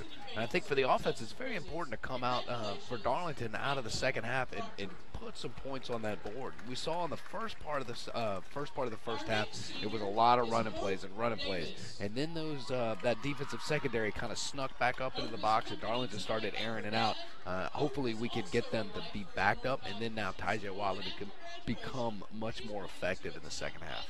And, it's really interesting because in the pregame, I watched a game from 2 weeks ago when North Cobb Christian played Trine, and they lined up in a double wing, of course, formation that looks a lot like Georgia Tech, and ran a lot of option plays and those sorts of things. And watching the film, I think I saw them throw it maybe 4 or 5 times. And I'm not sure how many attempted passes they had there in that first half, but they were passing it more than they were running it. It was pretty crazy to watch the different offense that we saw in this game, entirely different what we were expecting to see going into this game. And I think it's pretty remarkable that the coaching staff has had these guys ready to come into this game with a totally different scheme and totally different playbook and come out here and run this offense and do it as effectively as they've had. And let's face it, from the start of the game, they've been moving the ball on the Darlington defense. They didn't score until 14 seconds left in the half, but they had been moving the ball throughout the game. They have been moving it, and just listening to all the accolades here at Senior Day, these are smart players on this North Cobb Christian team.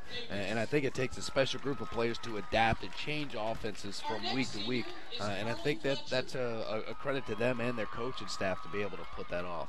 I agree. That being said, just from the eye test, Darlington is physically dominant over them, and I'd like to see them come out in the second half and exert that dominance and really start a steady diet of running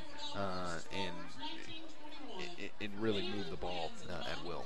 Well, I'll let you know what's going to be coming up in the next game for each of these teams. The Darlington Tigers, boy, they have got a tough matchup coming up next week. It's going to be a really just physical slobber knocker type of game, if you ask me. It's going to be Darlington and Tryon playing Lakeside at Chris Hunter Stadium. And let me tell you, folks, if you don't have anything to do next weekend, do not miss this game. I got a feeling something really special is going to unfold at Chris Hunter Stadium coming up next Friday night, don't you? I do too, and that's alumni weekend, so there's going to be a big crowd there. And with two teams that got a lot to prove with a lot of playoff implications with it. And for this team here, North Cobb Christian, next week they're going to be playing against Christian Heritage. And let me tell you, I know Christian Heritage has had a few years where they've had some good football teams. Last year was a struggle. This year has been a real struggle for that team. And so that's going to be an opportunity for this team that's trying to build something to potentially come up with a win next week against a team like Christian Heritage. And that could really help this program build some momentum to get into that game and have some success. And you know, they have played much better game in this game than I expected they were going to, based on the major fact that you just mentioned, the athleticism of Darlington versus what you've got in terms of physicality of North Cobb Christian. Darlington, no doubt, is dominant physical-wise. There's no question about it. North Cobb does not look like a team that has been struggling in the win-loss column. They are showing a lot of perseverance, a lot of guts. Their effort level is tremendous, and they're not giving up, and they're finding a way to make plays. There are not many teams that down 21-0 going into halftime that they would kind of shirks back from that, but no, North Cobb was out there. They were scoring points and breaking, continuing to try to break plays. So that's a good testament to them. Glad you're with us tonight on Darlington Tiger Football on WLAQ AM 1410 and also the video stream. This is the Steak and Shake halftime show, and of course, after the game, we're going to have the Honeymoon Bakery icing on the cake player of the game. And let me tell you something, Robert, one of the things that I love to do on Saturday mornings is go to Honeymoon Bakery and flirt with a girl that is working the cash register typically when they open up. And I can do that because she's my wife. Good. And so, I'm glad I didn't know where we were going with that for a minute. Well, we don't really know each other, so I thought I'd throw you that curveball there and see what the look on your face will look like and then kind of deliver the punchline there at the end of it. But I'm looking forward to going down there tomorrow. I do go because the service is great, obviously, but I also go because it's the best breakfast in town. It is really unbelievably good. And then, of course, you go in there and you have your omelet and your toast and all that kind of stuff. And the problem is I can't leave there without maybe having a mini cupcake and a cookie and then maybe taking something to go home with. But it's the weekend, and so I can do that. So I will do that. They make it hard with that big glass case right there taunting you. And then what I'm going to do after I do that, Robert, is I'm going to let that all settle, watch some football on television. Then I'm going to go eat lunch at Steak and Shake. That's right. And then wash down my burger that I'm going to have. And I like the cheesy cheddar burger that they have. That's probably one of my favorites. Or I do like to get the hot dog that's got the chili and the onions and the cheese and all that kind of stuff. And then I'll probably wash it down with a milkshake. So tomorrow's my cheat day. I'll call it that. And I'm gonna go big. I'm gonna go real big. It sounds like a great day. What time are we starting? Yeah, let's get it going pretty early. But anyway, we are at halftime here at North Cobb Christian. Darlington is up 21-7 at halftime. We got about 7 minutes until the halftime period is up.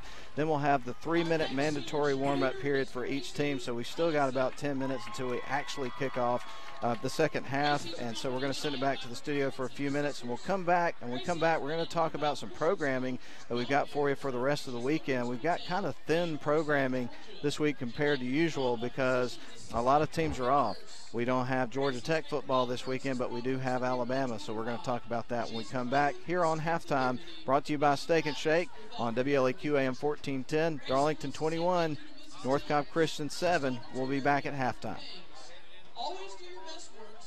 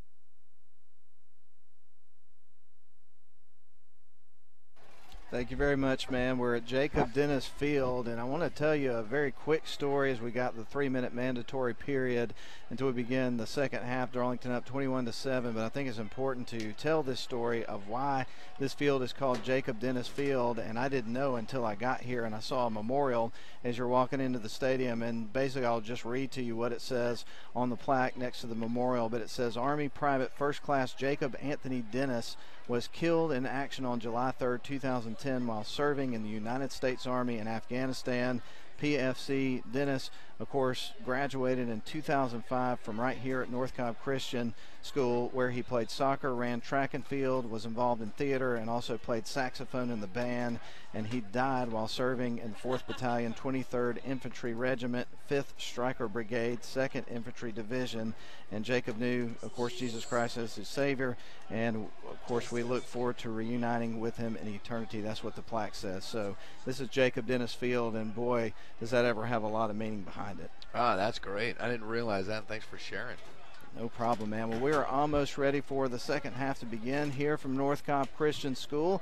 Darlington up 21-7, and I do want to say thanks a lot to Ken Payne, who I talked to a little bit earlier today. He's in the radio business in Calhoun, and he's got a connection to the Darlington team in a lot of different ways. Of course, one is that his grandson, Griffin Brewster, is the quarterback. It's his daughter's son, and then also that would make Jason Payne, Ken Payne's son, former quarterback at Darlington School, graduated in 1991, then went on and played for a few years at Louisville, was an outstanding quarterback at a very good area of Darlington football. So I want to say hello to Ken and just say, hey, man, thanks for listening. It was great talking to you today on the phone.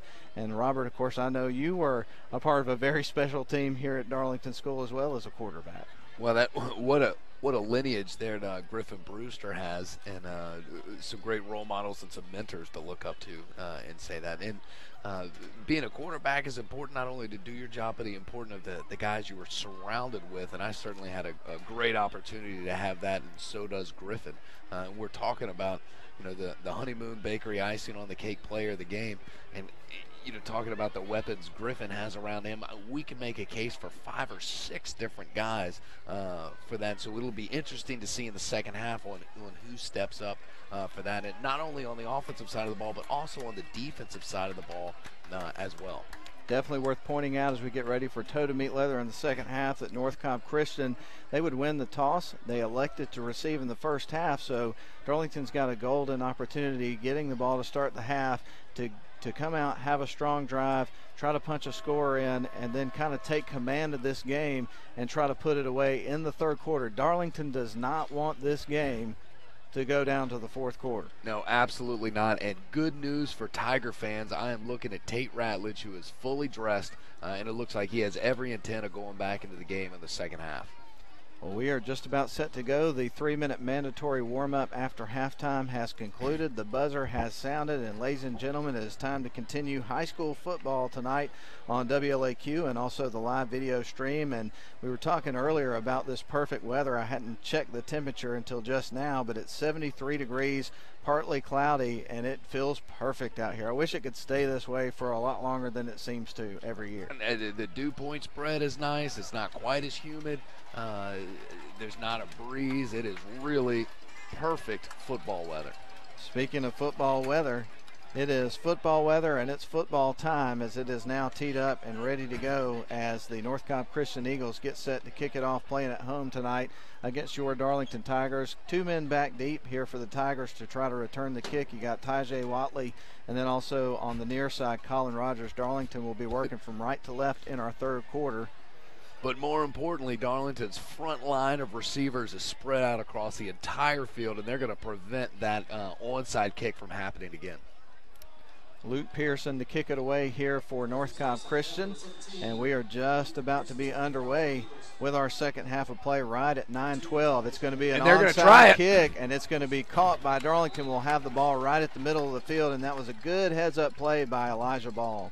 And I believe that was Cam Watson that fell on that ball. And he actually came out inside of 10 yards, so he'll touch that before 10 yards down the field to collapse on it. But that was the exact same play they tried before. So Darlington's going to have excellent field position to start the second half.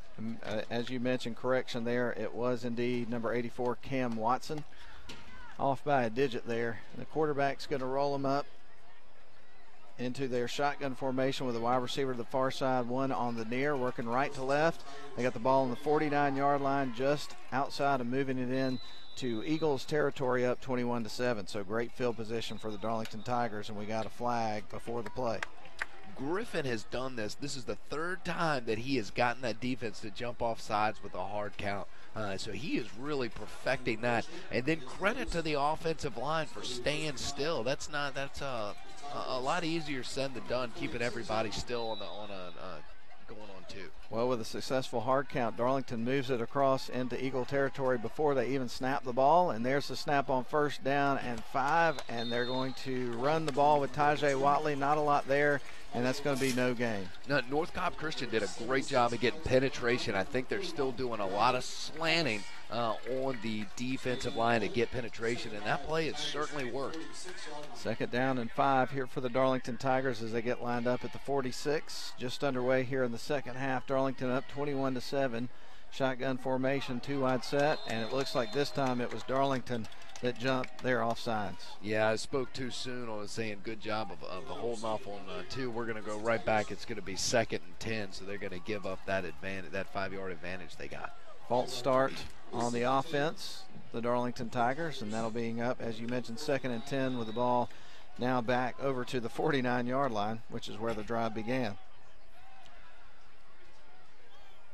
And we'll see what Darlington can do. They were in that successful formation. Right now we've got 2 wide receivers and 2 slot backs that are kind of split wide. We've seen a kind of 4-seam route combination the last couple times we've done this. Here's the snap. They're going to run a jet sweep out to left side with Tajay Watley. Finds some room to run, breaks a tackle, stutter steps, and brings it down inside the 30. That was a big pickup of about, I would say, 30 yards there for Tajay Watley, depending on the spot. And he got 30 yards after being touched. So that was a jet sweep to the close side. And North Cobb did a great job of kind of pushing that out and delaying and making him run to the sidelines. And then Elijah just cut up right between three tacklers and made 30 yards. That was a really good run. Actually, I'm going to have to correct myself. I think that was more like 22 yards for Tajay Watley. But still a big run. What's 8 yards? Shotgun formation, 2 wide on the right side. They're going to hand it off to Tajay. Delayed handoff, goes off to the left side of the formation. And this time not a lot there, but he does get positive yards on 1st down. He sure did, and that left side of the line did a great job blocking. So Jacob Hunt was on the end, and I couldn't grab the number of the guy next to him, and that's number 57, Colin Zazzaro. They were a good 5, 6, 7 yards downfield with their blockers making that play happen. 2nd and 9 from the Eagles, 27. Oh, that was a dangerous play. Almost coughed it up. Tajay Watley on a bad exchange. And so that's going to bring up 3rd down and 9, but they're lucky to retain possession of the ball on that play. Uh-oh. We'll have some extracurricular activity. It's going to be a personal foul on somebody. We're just going to see who it is in just a couple of moments. Fans a little upset over on this side, of course. It's hard to tell who it is because we're all sitting on the same side. But I think it was North Cobb Christian fans that didn't like what happened. Coach Atha pulled Tate Ratledge out of the game and is talking to him, so that would appear that it's on him. So that'll be a personal foul against the Darlington Tigers, it would appear. And it is. So that's going to be a 15-yard penalty. That's a biggie against the Darlington Tigers, and that's going to back them up all the way to the 45-yard line, still in Eagle territory with 2nd down and a long way to go. Or 3rd down, I should say. Yeah, that's going to not a whole lot of plays in the playbook for 3rd and 27. Yeah. So but I do think if they could get it close, you're looking at 4-down territory. They were split with 4 wide outs, and I would look for some sort of 4-go. There's the snap. Quarterback's rolling out to pass, a quick out, and the quarterback, and he's going to run towards the 42, and not a lot there for the wide receiver, Ezra Barnett. That looked like a combination of a bubble screen and a jailbreak screen, because you saw they had the 3-down linemen running downfield, but they just couldn't get quite out in front of Ezra Barnett. So maybe either a little more patience or a little less timing, and that play could have worked really well. So we'll see the Darlington Tigers punt this ball away, and they are going to have to punt on their first drive. Not exactly the roaring start they were hoping for on offense to begin the second half. And on to punt is going to be Tate Ratledge, and that is a big kid. Here's the kick, puts a booming kick up high in the air. A lot of hang time on this. Oh, and he dropped it. Darlington's on it. Darlington may have got it, but we'll have to see when they come up from the pile who actually ended up with the ball, and it looks like they're signaling that it's North Cobb Christian's ball. Oh, he did a great job recovering that ball then, because I thought that was in Darlington's hands. But it's going to back them up inside the 10, and any time you can do that, you're doing a good thing. Well, Matty, either the encouraging or frustrating thing for Darlington fans and the team is on that drive and on every drive where Darlington hasn't scored, North Cobb hasn't stopped them. They've stopped themselves. So I think the coaching staff and the players need to come together and eliminate those mistakes, and I don't think Darlington will get stopped on a drive. North Cobb Christian's going back to that same offense that we saw in the first half. Jacob Watson's going to throw a quick out to the left side on a screen, and that is going to be caught by the usual suspect there, Timothy Walker, for a good gain on first down, and that's going to get them away from their own end zone. They were backed up to their own 8. That was a good positive play on first down. It was, and that's a scary formation where instead of the normal 3 guys on that side of the line, they put 4 there, and Darlington didn't adjust to it. Defenders spread out. It's much easier to pick your way through as a little guy, and he's listed in the program as 5'9", 150. It might be that Darlington defenders are having trouble seeing it.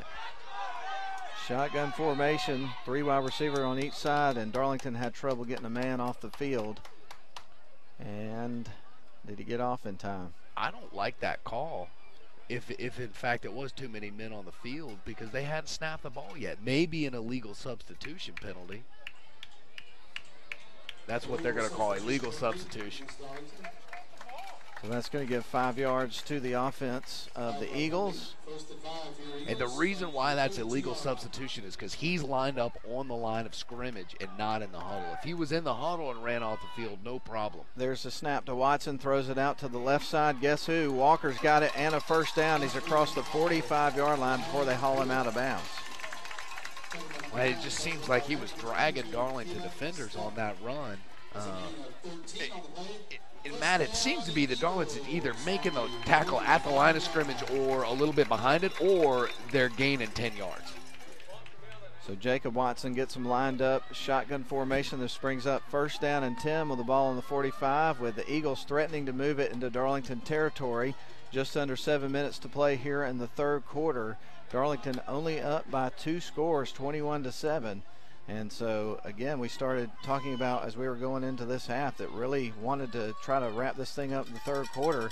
And so far, that's not happening. They're going to throw it out to the flat here to the right side. This time they go with Kyle Pierre, and he's able to pick up 6 yards on a quick play. That is the same combo route they have been running. So they're just running a basic stack wide receiver combo with the up wide receiver, the one close to the line, just running a go route, clearing everybody out, and then the back guy running a wheel or some sort of flare to get the ball in space. Second down and 3, ball on the 48-yard line, just inside Tiger territory. Eagles have got it. They're going to throw it out to the right side. They connect with a different wide receiver this time. That's Ryan Pruitt. And that's a face mask penalty. So that'll tack on another 10 yards or 15, and then, of course, that's going to be another first down here for the Eagles. They're on the move, Robert. They sure are. And they are a well-oiled machine on this drive. And they had a great seal block. That was another bubble screen, and they got 2 good blocks on the outside, and were able to run that ball up for a gain of 15 yards. Halfway in his rollout, turned around, and Jacob Hunt was wide open on the far side of the end zone. So here comes the extra point from Alex Little. The hold will be done by Ian Payne. And here comes the snap. It is kicked, and it is going to be QAM 14-10, 28-7 with a third down and 1 coming up. This time they line up in their triple option, and it took. Oh, and they're going to jump off sides. They jump off sides the first play. 5-yard penalty against the North Cobb Christian Eagles, and that's the first time we've seen them in that double slot set this entire night. Oh, and I think their coaches are pulling their hair out. I think they might have had one on Darlington to get that first down, and they're going to go back to their their other offense they've been running. We saw it for not even a single snap. No. That's pretty crazy. Now, one thing Darlington has done to adjust is we've got 4 kind of players in their bunch on this side, and Darlington has pulled that safety down to kind of alleviate that matchup. But what that's done is it's left Watson a kind of some running lanes in the middle. Ooh. And that was almost intercepted, and they threw a pass there on 3rd down and 6. That's going to bring up 4th down. And, Robert, it's got to be 4-down territory here with the amount of time left in this game. It has to. And Tommy Atha almost got his hand on that ball to cause that interception. So this is going to bring up 4th down and 6 with the ball splitting the middle of the field. North Cobb Christian has kind of put themselves in a tough spot after the penalty that you saw on the previous play. And now they got to have a big play here if they want to try to salvage this particular game, because a stop here for Darlington really puts North Cobb Christian in a tough spot. Here's the pass, and that's going to be a long pass down the sidelines. It's picked off by the Darlington Tigers. Roth Wilcox, eyes got big, hauled it in, great catch. Well, he had one earlier in the game that he didn't pull down, and I think as soon as that ball went in the air, you're right, his eyes got big, and he just made a play to come down with that ball. It was a good play by Roth. So Darlington's going to get the ball back, and it's going to be 1st and 10. But, I mean, I guess if you look at that situation from the perspective of North Cobb Christian, that was every bit as good as a punt. So that's true. I still it looked like they had the matchup on the near side of the field, and at the snap, Jacob Watson is not even looking this way, but it had kind of focused in on that receiver the whole time. But they had 3 receivers down on the near side. Darlington only had 2 defenders. We are in the 4th quarter with 8:20 left here in the game. Shotgun formation. Darlington with 1st and 10 from their own 17 after the Wilcox interception. They run up the middle of the field, and a big run there on 1st down, and that was that Colin Rogers, actually. It was Colin Rogers. We haven't called his name a whole lot tonight, but that was a great, gritty run up the middle. So that brings up 2nd down and 3 after a pickup of 7 yards by Colin Rogers for the Darlington Tigers, and a nice long drive here would do the trick, wouldn't it, Robert? It certainly would. Eating up a lot of time and putting some more points on the board, I think what might put the game out of reach. 2 wide receivers to the near side. Nobody on the far side. Everybody else is in tight here for this formation. There's the snap. They're going to hand it off. Kind of a tough exchange there to Rogers, but he's able to hang on to it and pick up the 1st down. That was a good recovery on that play by Rogers. It certainly was, and then there's something going on with that quarterback-running back exchange. I can't see exactly what it is, but now that's a different running back having the same problem. So he gets out to the 33-yard line, moves the chains. More importantly, keeps this clock moving with Darlington up 28-7. So getting 1st downs here, eating up the clock, getting down the field. Darlington here in the beginning of this drive is doing exactly what they want to do. They are, but they need to prioritize ball security. We can't have a turnover here on the 30-yard line late in the 4th quarter. Everybody in tight. They're going to pitch it to Rogers, and this time he's able to get out across the 40, and not quite enough for a 1st down, but that's going to bring up 2nd down and fairly short. No, that was a good hard run. He had nice lead blocking out in front of him, and just a good hard-nosed football play. So Darlington doing a fantastic job moving the football down the field, and great running there by Colin Rogers on the last few plays.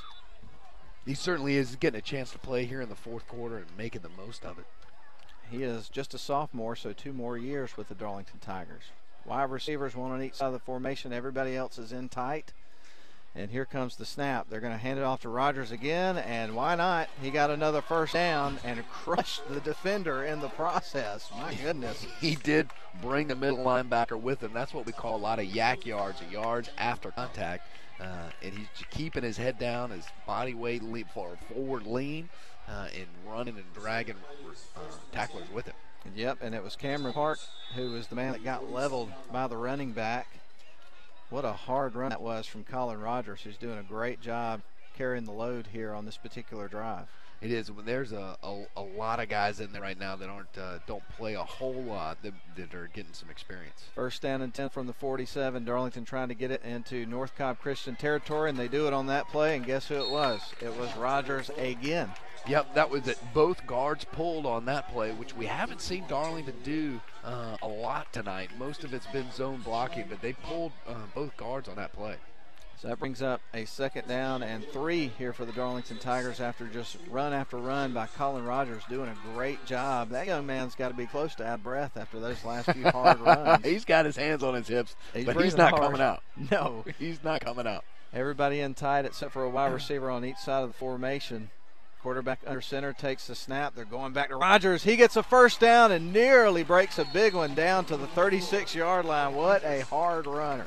Not only is he running hard, but he's getting great blocking. He's into the 2nd level, and no one has touched him yet. So those guys up front are doing a fantastic job. So now the ball is going to be 1st and 10 at the 37-yard line. Darlington Tigers doing their job here with 5 minutes left in the game, up 28-7, running the rock, picking up 1st downs, eating the clock, and getting down the field. This is exactly what Darlington needs to be doing on this drive. Griffin Brewster is going to pitch it over to Rogers. This time the defense clamps down and only allows about 2 or 3 yards of 1st down. That's a dangerous pitch where he's only pitching it back about a yard or maybe 2 yards, and Colin Rogers is having to concentrate on catching it and then looking and running in front of him. That seems to be a risky play. The wide receiver on the near side is Gil Maurer. On the far side is Joseph Ingram. Maurer, a sophomore. Ingram is a senior. Hadn't called their names a lot tonight, so a lot of, as you mentioned, guys that we don't see a whole lot are into the game right now. But the interior line are still starters. Rogers with a hard run off to the right side of the formation, picks up 2 or 3 yards. That brings up 3rd down and long here for the Tigers. And we'll see what they want to do. I know they still want to keep that clock moving on 3rd down, but maybe it might be time to go to the air to get some yardage. Darlington up 28-7 under the 4-minute mark now with 3rd down and 7 coming up with the ball on the Eagles' 35-yard line. In for this set is still Colin Rogers. He's been out there on the field for this entire drive for the Darlington Tigers. He almost carried it every time. He's going to need a drink of water when this is done, for sure. He is. Quarterback under center, takes the ball. He's going to have a rough situation. He bumps into the running back, then tucks and runs, stays up, breaks tackles, and I think he got a 1st down. He sure did. That was a busted up play. That was a busted play. I thought Griffin might have continued to run to the far sidelines, but he bumped into Colin Rogers in the backfield, and then he did a nice job once again of knowing where the sticks are and getting to make it a 1st down. He sure did, and that's going to bring up 1st and 10 for the Darlington Tigers at the 28-yard line, so they're knocking on the door of the red zone. And more importantly, look at the clock. It's winding down. We're under the 3-minute mark with Darlington up by 3 scores. That is the big key. All of these runs have been inbounds. They kept the chains moving and the clock rolling. Griffin Brewster under center. Everybody in tight except for 2 wide receivers. They're going to hand the rock to Rogers. Finds a seam and gets down inside the 20. Not enough for a 1st down, but they're in the red zone. They are, and once again, I thought really good blocking from the guys up front.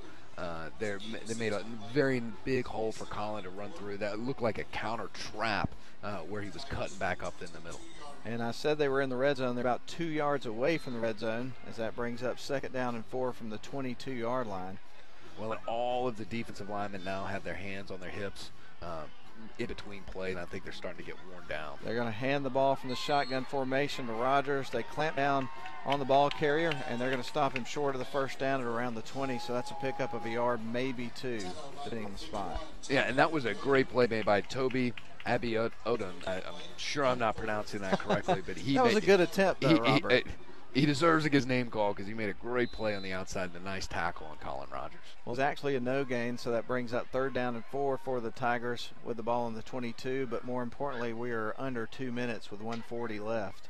Shotgun formation, and they're going to hand the ball off again to Rogers. Gets a great block, springs him loose on the right side, and he gets inside the 15. And that'll be good for 1st down. But let's give credit to Elijah Ball, who sprung him loose. Or actually, that was number 64, Dalton Stinson, unless I'm badly mistaken. Nope, that's Dalton out there on the edge. That was a great block. It really was. So that brings up 1st and 10 for the Darlington Tigers. They're going to line up at the 12-yard line. And I don't know how many more plays they're going to have to run. Oh, I know. We're almost inside a minute. Shotgun formation. Brewster takes the snap. He's going to hand the rock over to Rogers. Gets great blocking again by two men. Dives towards the goal line. He's going to be short just a little bit, but he's knocking on the doorstep. He certainly is. And again, a lot of blocks downfield. Elijah Ball's down there. Dalton Stinson's down there. And they are opening up big, big holes for Colin Rogers to run. Well, you know what, man? I think you hand it to Rogers, man. He has worked this drive until he's blue in the face. Give him the touchdown. You know, with 30 seconds left, I hope they get a playoff, and I feel pretty confident Colin's getting the ball. Yeah, he's earned it. There's no question about that. He certainly has. So let's see what they do. They will line up with, of course, Rogers in the backfield. Quarterback's going to roll up under center, and they will get ready to snap the ball with 15 seconds to go, and they'll take a knee, which is the right thing to do here, perhaps. But you know Rogers, he wanted that touchdown after that long drive, but hey, he helped his team seal the win with some good runs and just ate the entirety of that clock. I mean, that was an 8 minute and 20-second drive, if I'm badly mistaken, that just ate the rest of the game, and Darlington comes away with the win. It was, and I think that was also a function of wearing down the defense over the whole game. They were tired, but it was certainly